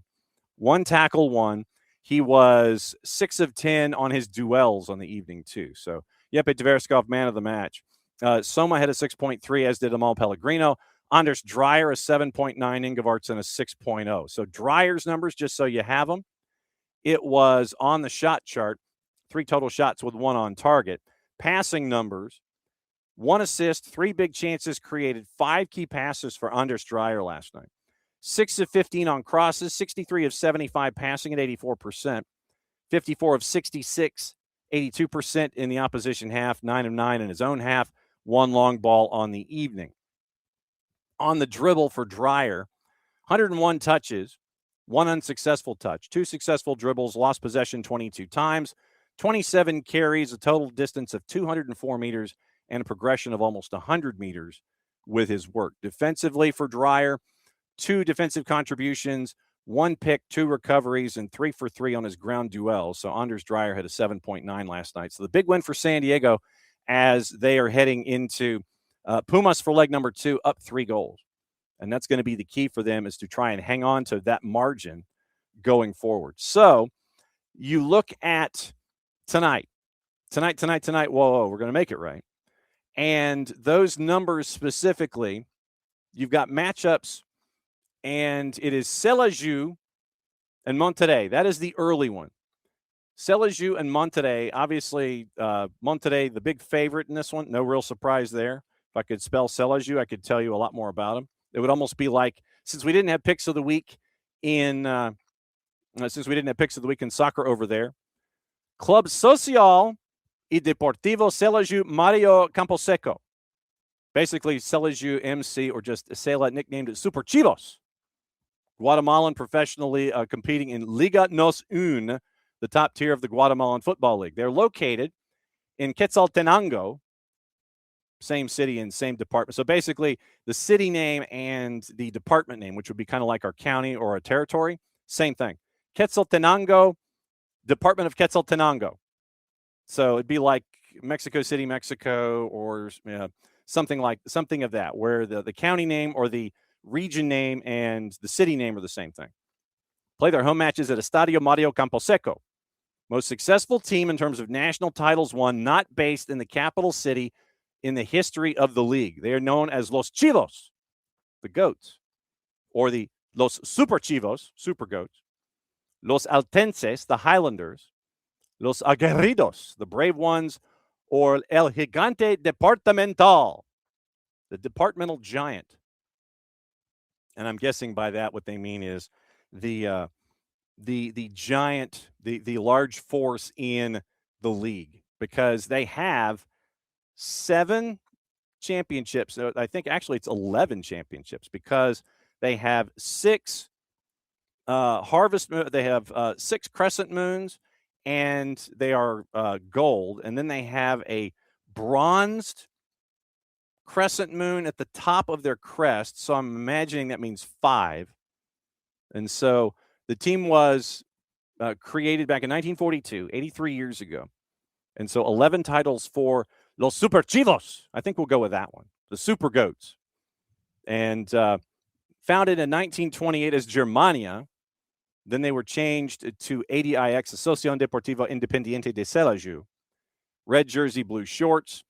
Team was renamed in honor of local footballer Mario Camposeco, captain of the club in the 40s. 10 consecutive Quetzaltenango department titles, and still an active player when he died in a plane crash in 1951. So Super Chivos have been Guatemalan champs 7 times, won the Copa Centenario once, 72-73. And then they, in the 2007 Clausura, eliminated 5-time defending champ Municipal in the semis. And so they have a fierce rivalry with the Suchitepeques, known as the Clásico del Suroccidente, one with Marquense as the Clásico de Occidente, interdepartmental rivals Cotepeque as the Derby de Quetzaltenango, and their other known rivalry also consists of Antigua and a fierce rival of Comunicaciones, El Clásico del Oeste. Circular in shape, white letter crest. Each title, the moon, is added to the shield. So I think they have 11 titles. They have 6 gold and then a bronze one, which I'm imagining is the 5. So you have the largest fan base outside of the capital department and a great tradition within Guatemalan football, considered as one of the biggest fan bases in all of Central American football. One of the most typical characteristics of the supporters is the way they sing Luna de Celaju, a theme considered as the anthem of Quetzaltenango. And so there you go. That is the performance international competitions. They were in the second round of the Triple C. That's as far as that they have gone. They were in the quarters of Champions League in 12-13, and they're in the group stage of the Central American Cup in 23 and 25. So folks to look out for you have Romario at forward, wearing 99, primarily a Guatemalan side. No real surprise there. And I'm trying to see if Costa Rican side with Derek Sinquiros and Steven Cardenas, Paraguayan Pedro Baez, Colombian Yilton Loboa. Mino de Leon is your team captain, wearing the 6, and Ruben Dario Silva wears number 1 in net. So a couple of other players out on loan, but right now, that's what you're staring at with Celaju and Roberto Hernandez, the manager right now for Celaju, and most recently the manager for Liga Cuates Comunicaciones. So he goes from Comunicaciones to Celaju. That's got to be some talking points for Celaju. That is your notes on Celaju. Very soccer over there-ish. But Celaju in Guatemala, they are tasked tonight with taking on another one of the big guns. And it is Monterrey a minus 152. I figured the longer I would talk, the number would go down, and it did. So it started at a minus 154, went to a minus 152. And 90-minute draws a plus 264. Celaju at home is a plus 397. And then you have Cruz Azul, the nightcap at 10 o'clock, taking on Vancouver FC from the Canadian Premier League. Can they duplicate what Forge did in the competition? Juice Boxers are saying, Magic 8 Ball saying, not so fast, my friend. Right now, Cruz Azul is at a minus 435. 90-minute draws a plus 478. And Vancouver FC is at a plus 886. Obviously, Vancouver FC is looking forward to this. Not intimidated by the idea of being in this competition. Made it in through the Canadian Premier League and their efforts there. But they get Cruz Azul at home in leg number 1 tonight, 10 o'clock Eastern time. So that's going to be the tall order for them this evening. And it will be a true challenge for them tonight. Now, what to watch, where to watch it, and how to watch it is from our friends at Fanatis, fntz.co/soccer down here. And with that, I'm going to find my notes here. That link is important, fntz.co/. So that was interesting. Just decided to shut down on its own. That was intriguing, to say the very least. So, so we were talking about what to watch, where to watch it, and how to watch it with Fanatis. With all the BNs that you get all of that activity, and you get all the BNs, which means you get the CAF Champions League in Africa. You get all of the you get the French League, you get the French Cup, you get Polish League, morning Abby, and you get all of the competitions that's there. You get Tigo Sports, you get CATV, and that's just in the BN section. You get Liga 1 Max Pro. You get a lot of the leagues in South America. You get Colombia, you get Peru, you get Argentina and the LPF. And the thing about Argentina is that they will stack the league from one set to the next. That literally, it's like they'll start games 4 o'clock, 5 o'clock in the afternoon. They'll go 5, 7, and 9, or they'll go 4, 6, and 8. So the LPF, they're going to sit there and it'll be all up and down. So good stuff for them, and you can get a lot of the activity in South America through BN and through Fanatis. CDO2, Nuestra Tele, TVV. If you want to add Venezuelan television to it, you can also add a baseball package if you like the South American winter leagues. They have that as well. All of that at Fanatis, fntz.co/soccer down here. One subscription, one home, and you can get that here at SDH. Okay, what to watch, where to watch.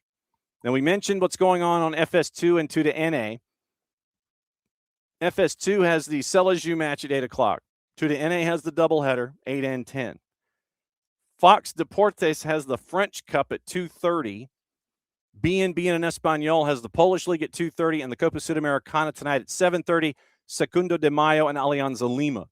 Obviously, we'll be talking to our buddy Nino Torres about this tomorrow, more in depth. You've also got ESPN Plus. You've got the A-League that happened very, very early this morning. The German Cup at 2:30. Copa del Rey doubleheader at 3. Fox ONE has 2 French Cup matchups for you and the Champions Cup at 8. Paramount Plus has Copa Italia noon and 3. Aberdeen and Celtic at 3 o'clock. In the Premiership, probably talk to Jared about that next time he's up. And then the League Cup semi, Manchester City, Newcastle, that is also at 3 o'clock. And so that is the activity of what to watch, where to watch it on Fanatis, fntz.co/soccer down here. Okay. We mentioned what's going on in Major League Soccer. And it is one of those where you are keeping an eye on what's going on in Vancouver. You really are keeping an eye on what's going on in Vancouver. And it is a stadium situation where the Whitecaps, who are still up for sale, by the way, and they've been up for sale for about a year and a half, they're looking for a new venue, that could help them out financially, where they list themselves as 7th in attendance and last in game day revenue. There have been discussions. We'll get into that in a couple of these pieces that you'll hear coming up in a sec. And now that there are negotiations with the city of Vancouver about getting incentives inside BC Place if they stay. Here's a couple of the pieces that came from the 4 the other day, and we're going to hear from inside BC Media. First and foremost, here is the presentation from our friends at CTV, and you're going to hear the voice of Kevin Chirac as he breaks down what's going on from his coverage of the Vancouver Whitecaps Stadium situation, once again courtesy of our friends at CTV Vancouver. Send Vancouver to the conference final. Just weeks before kickoff of a new season, the Vancouver Whitecaps CEO says business at BC Place just isn't working. From our side, it feels like there's nothing left. That was team CEO Axel Schuster on Friday. The team's been up for sale since late 2024, and Schuster says there are no interested buyers, citing the team's challenges in turning a profit while playing in BC Place, which is run by the provincial government agency PAVCO. But today, the provincial government says it's made an offer on a new lease deal at BC Place.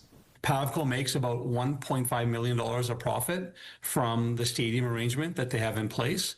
And yesterday's package that we offered them commits to returning the entirety of those profits back to them so that they'll be operating at net zero for all the Whitecaps games going forward. In other words, the province says it's willing to give up all of its profits from Whitecaps games at BC Place. But Schuster says it's not enough, telling CTV News in part via statement, unfortunately, our gap between being top 7 in attendance and last in revenue is so significant that this effort alone isn't the game changer that is needed for long-term sustainability. The back and forth between the Whitecaps and PAVCO are ongoing, but Callan says there's only so much the government can offer. We have to find that balance between making sure that they can be viable as well. The taxpayers are not operating and running a professional sports scene. Just before the new year, the City of Vancouver and the Whitecaps signed an MOU to enter exclusive talks on a proposed new stadium and entertainment district at Hastings Park. But a new stadium could be several years away. Today, the mayor urging the province to get the deal done with BC Place. I would really implore that the province, sharpen their pencils and support the Whitecaps, because we're talking about a generational asset that is incredible. It's so important to the residents of Vancouver, but it also makes a lot of economic sense. Schuster says the team's committed on working to find a long-term solution to stay in Vancouver. The province says talks between the two are happening daily. Kevin Chirac, CTV News, Vancouver. So that's the word from Kevin Chirac at CTV. And here is another perspective on what happened. You heard, obviously, from Axel Schuster from late last week as a part of the CTV piece. Here is the kind of the developing story that as it happened yesterday, courtesy of our friends at Global TV. And you're going to hear the voices of anchor Colleen Christie and their sports director, Squire Barnes. And here is what happened with them. And they brought Squire in for the noon show to break everything down with the announcements that happened there. So here is the global piece, once again, from their noon news, Colleen Christie and Squire Barnes.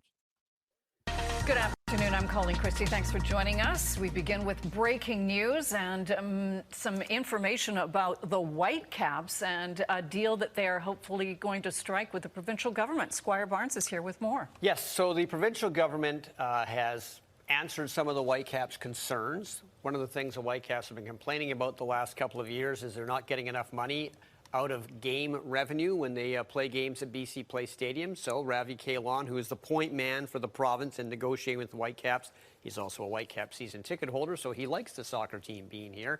He says that BC Place will now give the Whitecaps back all the profits they make in a given year on Whitecap games, which is about $1.5 million. Not a ton of money in the big scheme of things, but it is money back in the Whitecaps' pocket. And furthermore, they will work with the Whitecaps on trying to get them more money from food and beverage sales on game days. Basically, right now, the Whitecaps don't get very much of that, and the Whitecaps would also like some in-stadium advertising money they can get as well. Now, we haven't heard from the Whitecaps yet about whether they like this offer or not, but the one interesting thing about this is it sounds like the province does not want the Whitecaps to build a new stadium at Hastings Racecourse. They would rather have them stay, not just in the short term, but in the long term at BC Place Stadium. I've said many times, we want to keep the team here. That's why we've offered to return the dollars back to them so that they can have a better financial arrangement. We believe all these things and the additional revenue opportunities that we've put in front of them put the team in a better place. But it doesn't solve the problem that the team's owners want to sell and find a way to maximize their profits. We can't solve that problem for them. What we can do is make sure that the contract they have with Pavco is as good as it can be, and we believe it's a pretty good deal. All right, so we haven't heard from the Whitecaps yet because this has just been announced, but we will see what they have to say about it. And when he talks about ownership, I do think the Whitecaps main owner, Greg Kerfoot, would still remain an owner if somebody else wants to buy in. It's not like the Whitecaps want to sell 100%, unless, of course, they feel they can't stay in Vancouver. Then they would sell 100% of the team. All right. Thanks, Squire. And that is Colleen Christie and Squire Barnes from Global in Vancouver. So to circle back and go back to Friday and work our way forward, you've had Major League Soccer in the past say that BC Place, and this goes back to July, Commissioner Don Garber said that BC Place, as it is currently set up, is untenable. And that goes back to July. Dan Courtemanche actually did have another statement that came out earlier this week, and it was, let me see if I can find the Vancouver Whitecaps statement by Major League Soccer, and they've offered up the short-term lease. We'll get into that in a second. So let me see if I can find the quote from the league. And let me see if I can find, hang on just a second, Axel Schuster last week. And you've had that, hang on, expansion. And where are the words from Dan Courtemanche? Okay, so they're not in that particular piece. So I'm looking for a particular quote that was given by the league in addition to okay, so Dan Courtemanche late last week, who is the chief communications officer for Major League Soccer, and he posted a statement. I'm trying to find it, and it was posted. Where is it? Okay, so it's not there currently. Okay, so much for that idea. All right, hang on. So let me see if I can find the one more place. All right, so Substack, obviously they're not giving up, and that's not there. Okay, so anyway, it was a prepared statement that Dan Courtemanche had released earlier this week. But anyway, Don Garber at MLS All-Star Game in Texas. This dates back to Austin. So you had Commissioner Garber telling Vancouver-based freelance soccer reporter Harja Hall he'd received updates from the team in recent days. Garber was unequivocal when asked by Jahal back in July. Quote, "The update is we've got to get a new stadium situation for the Whitecaps. We have no plans to move the Vancouver Whitecaps, but right now they don't have a viable stadium situation." He also said, "It's not our first rodeo. We'll figure that out. We'll be able to get the stadium. I hope we're working hard to it." And so then it was back in July, Axel Schuster went on with Sakarish and Price, acknowledged Garber's comments, and said what the commissioner was saying was in line with what Schuster has been saying. The team's priority is to stay in Vancouver, but they need a new stadium situation. Back in July, he said, "I would say with this, I have a very strong message from our commissioner that everyone in our market should get behind us and support us in the approach to put as much pressure on those who can make final decisions on this to make it work." And that goes to Schuster about the team's hopes to build the Hastings Park piece that you heard about a couple of minutes ago, building that new stadium in East Vancouver at the P&E. So the team said months ago, earlier 2025, that it had conversations with the city of Vancouver about redeveloping land at the P&E where Hastings Racecourse currently sits. Land in question is managed by the city as part of a trust from the province. Legislation around the trust grants the city power to manage the park in line with its long-standing uses. So then The question is, as posed by the province at the time, would switching the racecourse property over to a sports stadium fit with its long-standing uses? Long been a movement to make the park more like a park, especially if current amenities were to close. So if the racetrack closes, the land should become green, according to some folks. And so the horse racing lease is up in May, so 3 months from now. Most assume that the horse racing track is done. Soleil Wildtooth Nation has signed a deal to take over the connected casino license, but not the horse racing operations. And they've acknowledged they want a seat at the table should the Whitecaps talks about moving in get serious. But according to the province at the time, it's also not clear there can be a casino without a horse racing operation. They could probably look at a place like Birmingham and see that while there is a course, it is off-site activity that is attached to it, as an example. People who run the actual horses at the track insist licenses are tied together, that they can't legally be separated. And so then having the new stadium obviously would help the Whitecaps in pursuit of new ownership. Greg Kerfoot went to enlist the aid of Goldman Sachs to try to get new aid and a new owner. And you're hoping that if you are a Vancouver Whitecaps owner / fan, that a new stadium would help in getting that owner. Like I said, the Caps have been for sale for about 18 months now. Other than a few whispers, news around the sale very quiet, still to this day. Schuster admitted there have been, in that Sakarish and Price interview, multiple interested parties going slowly. And then once again, you get into the modern day. Now, Schuster said last week, not enough progress as of now that I can say we have a solution or we have an idea how the solution can look like. I mean, we have a lot of ideas, but so far none of those ideas are possible or can be done only by us. Numerous outlets, of course, then go off the rails, and it's like, okay, then they're out the door. That's not necessarily true. Courtemanche's quote, I found it. The Vancouver Whitecaps continue to face unresolved business and stadium challenges that are limiting the club's long-term future in the city. Operational constraints around scheduling and venue access. Remember, they had to have a match move because they had it was supposed to be a playoff game, but because I think it was monster trucks, they had to play away from BC Place. Operational constraints around scheduling and venue access have intensified in 2026, creating untenable conditions for a major league club. With no clear path forward to resolving these challenges in future years, it's not fair to the club or its fans. MLS continues to actively support the club and work alongside ownership to pursue a solution in Vancouver.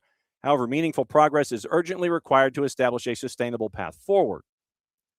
So, then Forbes tries to get into the lease. Complaints about the Whitecaps agreement with Pavco, the stadium operators, twofold. Whitecaps don't get a large enough share of the revenues generated from their matches to make the lease financially sustainable. Once again, that goes back to what Axel Schuster said, 7th in attendance, last in game day revenue. 2, the Whitecaps in Major League Soccer don't have enough control over the club's home schedule, with conflicts this season forcing the club to potentially play multiple matches at other venues. Will not include regular season matches, but it could include the CCC, CONCACAF Champions Cup, or MLS playoffs, and will definitely, according to Forbes, include at least one 2026 Leagues Cup match. Schuster said back on Friday, 30 to 40 different potential ownership groups have explored the club's finances since that announcement, late 2024. None have been willing to purchase even a small stake in the club and keep it in Vancouver before a better stadium situation is secured. Almost last month, December. Club in the city reached that one-year MOU that was talked about in the pieces from CTV and from Global to continue to explore options for construction of a permanent home for the Whitecaps in the area. It goes back to Hastings Park. If it doesn't yield progress at the end of 26, the current ownership group could be free to sell the club to a buyer that would relocate. Previous long-term lease at BC Place actually expired at the end of 25, and the club and Pavco, the stadium operators, have only entered into a one-year extension. And then you get into all of the vultures that are circling. Indy, Sacramento, Detroit. But obviously, Don Garber's declined to give any sign the league would resume expansion after San Diego became number 30. And so that would mean that someplace like Indy, according to Ian Nicholas Quillen at Forbes, would have to do it through relocation. Indy Mayor Joe Hogsett has made landing an MLS club a legislative priority. And so in October last, saw the approval of a sale of a piece of land to the city that has been identified as a potential stadium construction site. So that's where things are right now with Vancouver. And it's a long road, no lie. But when you are in this situation right now that you're in, as was discussed, David's like, Memphis? Come on, Vancouver to Memphis 2.0. As long as they bring back the Rogues. As long as they bring back the Rogues and the big elephant. But then you're looking at, do you play at the Liberty Bowl, which is what I think you would have to do. Because if you play at AutoZone, it is something that Major League Soccer doesn't do outside of NYC, and that is under the auspice of them getting that stadium built, which is now being built. Dillon Butler Estate's being built, and that's where you are. So I think if it's Memphis, it's probably Liberty Bowl, but then they might have to sit there and look at the surface. Or is there someone in Memphis, as an idea, that would want to build a stadium facility that is flat out new for soccer? 25 to 30,000, no less. Build your own and relocate. But yeah, I mean, right now you're looking at. Let me look at the TV markets, and then actually tell you what. Let's look at the TV markets. Let's do it that way. U.S. TV ADI, areas of dominant influence. So here is how it looks. No, I just want TV markets by size. I don't want it's like, here, buy a television. No, I don't want to buy a television. I want to look at the TV markets themselves. 10th richest man in the country owns the Grizz. But would he want to bring soccer to town? So here's what you're staring at when it comes to markets and ones that don't have Major League Soccer currently. Tampa St. Pete, market number 11. Phoenix, market number 12. Detroit, market 14. Let's see. Cleveland, market 19. Sacramento, market 20. Raleigh-Durham at 22. Indy at 25. Pittsburgh at 27. Then you've got Baltimore at 29. So it's a handful of markets. And San Diego's at number 30. Kansas City's 33. Austin 34. Austin's gone up like 18 market sizes in the last handful of years. They were in the 50s when Austin FC was being considered as an idea. When Anthony Precourt was considering moving the crew to Austin, they were in the 50s in market size. Now they're at 34. So you've got Columbus at 35, Cincinnati 37, and I think 37 is the lowest market size that is in Major League Soccer. Yeah, I think that's right. So Columbus at 35. So you've got 30 of the top 35 TV markets right now. Well, 27 of the top TV markets right now in the United States represented in Major League. Toronto, Vancouver, Montreal, the other three. So 27 of 35 currently right now are there with Major League Soccer. And are you dumping out again? Why are you dumping out this morning? Wow, that's crazy. Okay, so 27 of 35 markets for Major League Soccer. And that's what you're looking at right now. Vancouver, when they were looking for a new buyer, a new owner, late in 24, you kind of thought that that the writing might have been there at the time, but the fact that they've stuck it through in the last year and a half and they've gotten to MLS Cup and they've invested. I mean, they haven't just sat on it. I mean, they bring in Thomas Müller. Vancouver hasn't just sat and waited for somebody to come by and wait for a vulture to come in and pick up the franchise. They've invested, made it viable. And so the discussion right now is trying to figure out what it's going to look like with the prospect of a new stadium deal out at Hastings Park. Is that going to be allowed? That's more of a May question, I think, than a now question. And then I think that's where you are. It's going to have to be stadium before owners. And you noticed that the city is more than happy right now to sit there and go, all right, find the $1.5 million that is available, where Pavco has proposed that 1-year deal, keeping all game profits up to $1.5 million to bridge 26. So that is helping out. But right now, obviously, Axel Schuster is looking for more. And you wonder what that gap really is. 30th in game day. Let me see if they post anything resembling game day revenue. MLS game day revenue. Let's see if we have that. Highest match day revenues. Okay, sportvalue.com posted in October. MLS is 6th in leagues with $1 billion in match day revenue. Major League Baseball, NFL 4.4, 4.2, NBA 3.4, NHL 3.1, 1.2 in the Premier League. MLS is $1 billion in 2024 in match day revenue.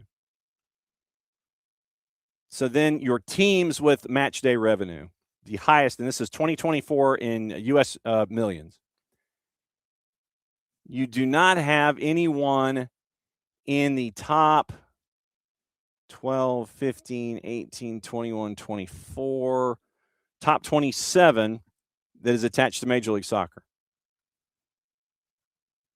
Top 27 are not in Major League Soccer, according to Sports Value out of Brazil. Then a study from McLean Gray at the Michigan's Journal of Economics. Valuation and generation of revenue. Please tell me there's a table that I can look at. Okay, so it's a one-pager.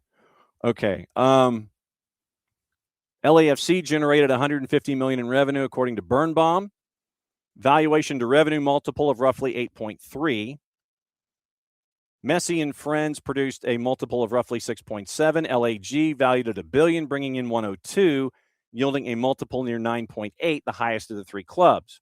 In contrast, multiples of Europe's elite are significantly lower, despite revenues being much greater. It's because they debt spend. Real Madrid valued at approximately $6.5 billion, generating 1.13 in revenue, multiple of 5.8. Manchester City and Bayern Munich at 5.7 and 6.3. Evident, according to the study from the Michigan Journal of Economics, MLS franchises tend to have higher multiples of revenue compared to their European counterparts because they don't debt spend the way that European clubs do. If MLS franchises are not basing their valuations on revenue to the same extent European clubs are, likely the valuations are priced on expectations of league growth, structural upside, and future opportunities for monetization. Partly true, but once again, you have Real Madrid debt spending out the you-know-what. So that's what so Michigan Journal of Economics tries to come in and look at multiples, valuation versus revenue.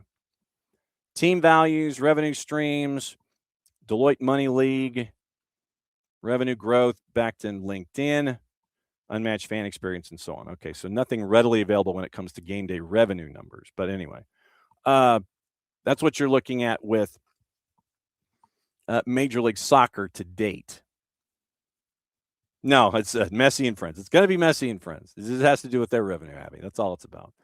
Okay, so keep an eye on the BC situation with the Whitecaps. Right now, it's a short-term deal that's been offered. It's a 1-year deal of operation, Keep an eye on May when it comes to the stadium in and of itself. And if they're going to try and do something at BC Place, or if they're going to try to do something out at Hastings Park and have their own barn where they can have more of a control of their own revenues, and then who would be knocking on the door, trying to sit there and say, "Ooh, I like that idea. I'll be your new owner." So right now, that's the situation with Vancouver, as they have a year to go in this current deal. Hopefully, that is going to add 1.5 million in their coffers that they didn't have previously. So keep an eye out. Keep an eye out on that. And so we'll let you know as that continues to go. Quickly, OFC, the Pro League, we're going to catch up with Ronan Wynn tonight at 6 on tape, and that will be turned over and will be played later in the week. Tomorrow, by the way, it is Around the World in an Hour with Nino and Nico, and we will catch up with them in hour number 2. We'll have what happened with CONCACAF and everything else and all of your news. That's going to be in hour number 1. Nino and Nico, the Power Hour, in hour number 2. On Friday, it's going to be our friends from Beyond Goals Mentoring at 9:30. John Arnold's going to join us at 10, a little after 10 o'clock. And we'll talk Texas Tech. We'll talk CONCACAF, maybe a little Liga MX. We'll find out what's on his mind. And if you have not subscribed yet to Get CONCACAF, his Substack, you should. It is the Bible for folks, and if I didn't have it, I would be just printing all of his stuff anyway, and it would be a stack of documents about that thick. So John Arnold's going to join us at a little after 10 o'clock on Friday, and we'll find out what's on his mind as we go. We're also going to catch up with our friends at South Island United in the OFC Pro League, because they've got a couple of developing stories that folks need to know about on a worldwide scale, and we'll catch up with them. And we're also probably going to go to Samoa and find out how someone who is in the business of apparel in Oklahoma ended up on a team playing in the OFC Champions League, currently in Samoa. So BYU to Oklahoma to Samoa to play for a team from Tonga, I believe. So that's coming up as a feature, coming up in short order. And it is looking forward to that. Okay, so matches in this round. So as we go, results, and let's see. So round 1. Okay, so round 2, as we're getting closer to matchups, I need results. I need results here in round number 2. So last night, South Melbourne and Bula drew at 1. Solomon Kings and South Island. We're getting a lot of draws in the league. And remember, these guys had a couple of weeks of training camp, and now they're just kind of splashing in for the first time ever for a league. Bula FC and South Melbourne tied at 1 late last night. Solomon Kings and South Island United, a goalless draw. Before that, PNG Hikari and Vanuatu United. And once again, the continuing story of our friend William Cardona continues to be an impact for Vanuatu United. Then Auckland 4-0 winners over Tahiti, and Bula beat Solomon Kings 1-0. And that was back on the 1st. And so you've got those that are in the barn coming up. You've got another day or so before the next round of matches. Remember, it's a hub format. Auckland and Solomon Kings are going to be Friday night at 8:30 local time. You can watch it all on FIFA Plus. PNG Hikari, South Island United at 12:30 in the morning. And then 8:30 at night on Saturday night, it is going to be South Melbourne, Vanuatu. There's your Cardona warning. And at 12:30 in the morning, Tahiti United and Bula. Your standings in the OFC, by the way. Auckland, 5 on the spin. They are well in front of everybody else. They've only given up 1 goal. They've scored 13. South Melbourne, 2-0-2. They're at 8 points. Bula, Solomon Kings, South Island United all at 5. Vanuatu United is at 3 with 3 draws and 2 losses in 5. Tahiti United, PNG Hikari, 2 points and 1 point. Vanuatu, Tahiti, and PNG Hikari are all looking for their first wins on the season. So obviously we're going to keep an eye on that as the league continues to go. And we're going to have a bunch of stories from OFC, whether it's in Samoa in the Champions League or from the Pro League, as they're going through their first ever season. We're also efforting through the federation, catching up with folks that are in the front office and find out what it's like for them as a part of this, to see the league grow and evolve and where it is and what they're learning as they're doing this. Because once again, first time ever that they've done this. It's been a league that they planned for a long time, but their first time ever that the league has come to be a league. And so they're obviously growing pains in the 8-team league and things like that. So we'll find out what they're learning about themselves and what they're learning about the game and their approach from the front office, and we're efforting that from our friends at the Federation as well. So very, very cool stuff there as we go. A couple of other things that I wanted to get into before we say goodbye today. Libertadores Sudamericana, keep an eye on that. And let's see, Libertadores and Sudamericana. What did I bump out that tab? No, I didn't. Okay. All right. So Libertadores and Sudamericana, they are going on in their qualification rounds. And Libertadores has a matchup tonight. The Segunda de Mayo out of Paraguay and Alianza Lima. Something that, like I said, our buddy Nino Torres will be keeping an eye on. Alianza Lima favored in that one at a plus 122, but they're going on the road. Match time 7:30. And so results in Libertadores so far, once again, in the qualifying stage, the strongest out of Bolivia, one of our favorites, beat Deportivo Táchira out of Venezuela 2-1. They were a big favorite at a minus 435. So that was qualification literally just started yesterday in Libertadores. And so keeping an early eye on that. And I would also anticipate that our friend Howard Hamilton would have shows coming up for you in Libertadores as they continue to turn the engine over. Qualification in Sudamericana really doesn't kick back in until the 3rd of March. And so you're keeping an eye on all of that. But right now it's Libertadores qualifying. Sudamericana qualifying is in March, coming up in a little while. Okay, now, late last night, we kind of keep an eye on what's going on in and around the planet. And there was a proposal that was put on the board. And it had to do with the Women's FA Cup in England. And I know that it sounds kind of random to discuss that, but it was one of those proposals where you're looking at, okay, do you really want to go down this road? And it was something that came through as a proposal, and you're going, okay, do you really want that? Now, here's what it was. You had the English FA proposing changes to the Women's FA Cup to make the tournament, and this is their word, more profitable, to create better storylines for fans. I would venture to say that if you followed the tournament, you could find storylines. Most notable change will be to seed the top 4 teams from the previous season's Women's Super League, meaning they'd be kept apart in the early stages to ensure they don't knock each other out too soon. Same idea behind FIFA separating the top 4 ranked nations in the seeding for the men's 2026 World Cup. Proposal also includes replacing random draws with a fixed tournament bracket once the competition reaches the round of 32. The road to Wembley system, in quotation marks, would predetermine every team's potential path to the final, which means that you could predict future matchups. Goal is to enhance commercial storytelling and revenue. Changes could be implemented as early as next season. Final plans have not been agreed upon. According to sources, plans have received significant opposition from the clubs. Tom Gary from The Guardian had the story, and communication was sent to clubs by the FA in an email back on Monday, which repeatedly, according to Gary, emphasized a need to increase the competition's revenue. Summary document describes the plan to seed 4 clubs as a, quote, temporary adjustment reflecting the current developmental stage of the women's pyramid, and claims it will create the highest chances of consistent, high-quality matches throughout the later rounds. Seeded teams will be the top 4 from the previous season's Women's Super League. Consultation process with the clubs continues, and you're going to have feedback, and the final submission is going to be made to the FA board in April. Review concluded the FA Cup had significant heritage and should not be changed. Final has to remain at Wembley, and this was after an FA commissioned review of the competition.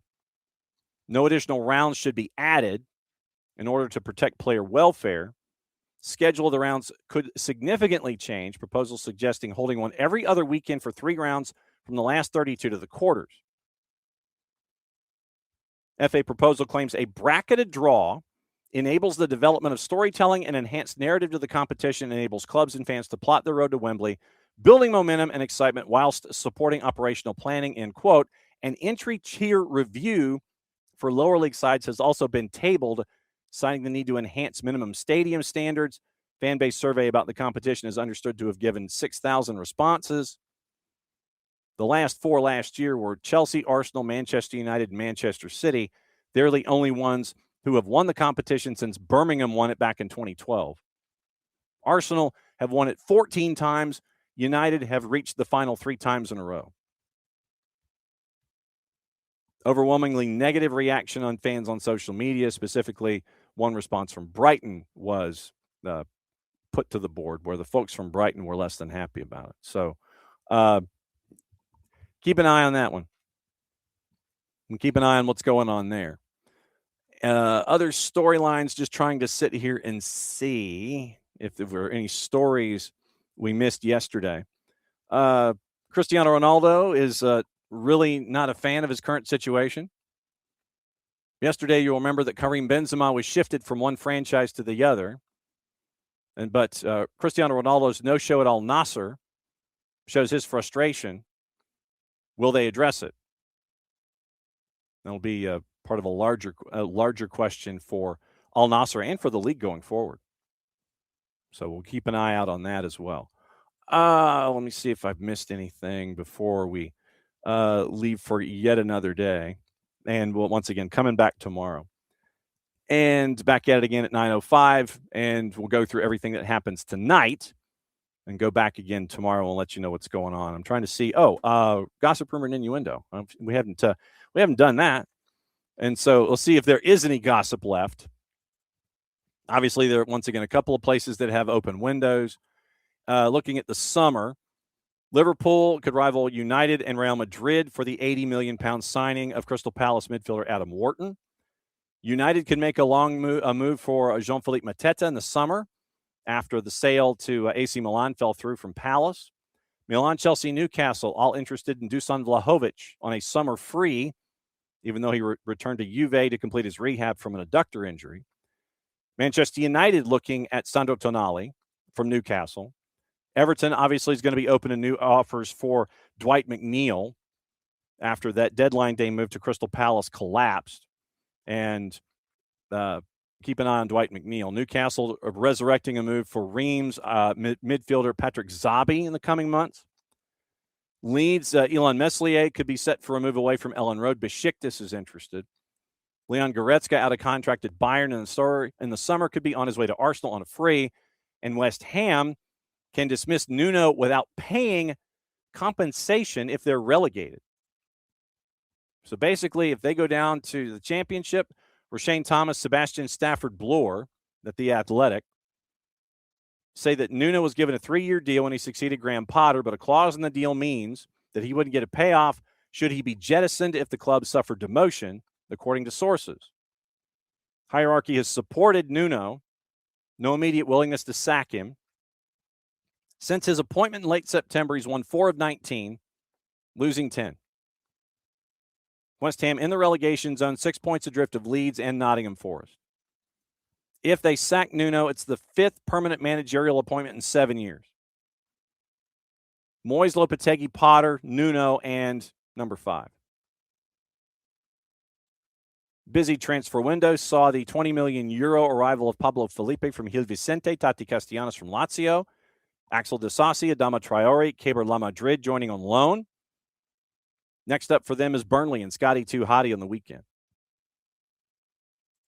So Nuno watch continues. So we'll keep an eye on that as well. I'm seeing if there's anything that I might have missed. But once again, Champions League again tonight. And the Champions Cup is tonight.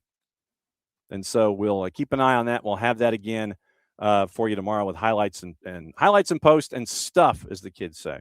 We'll keep an eye on all the news. But once again, joined by Nino and Nico tomorrow at 9:05. Thanks again to our friends from Ball Watching for dropping by and giving us the lowdown on everything St. Louis City SC, as there are a lot of new faces.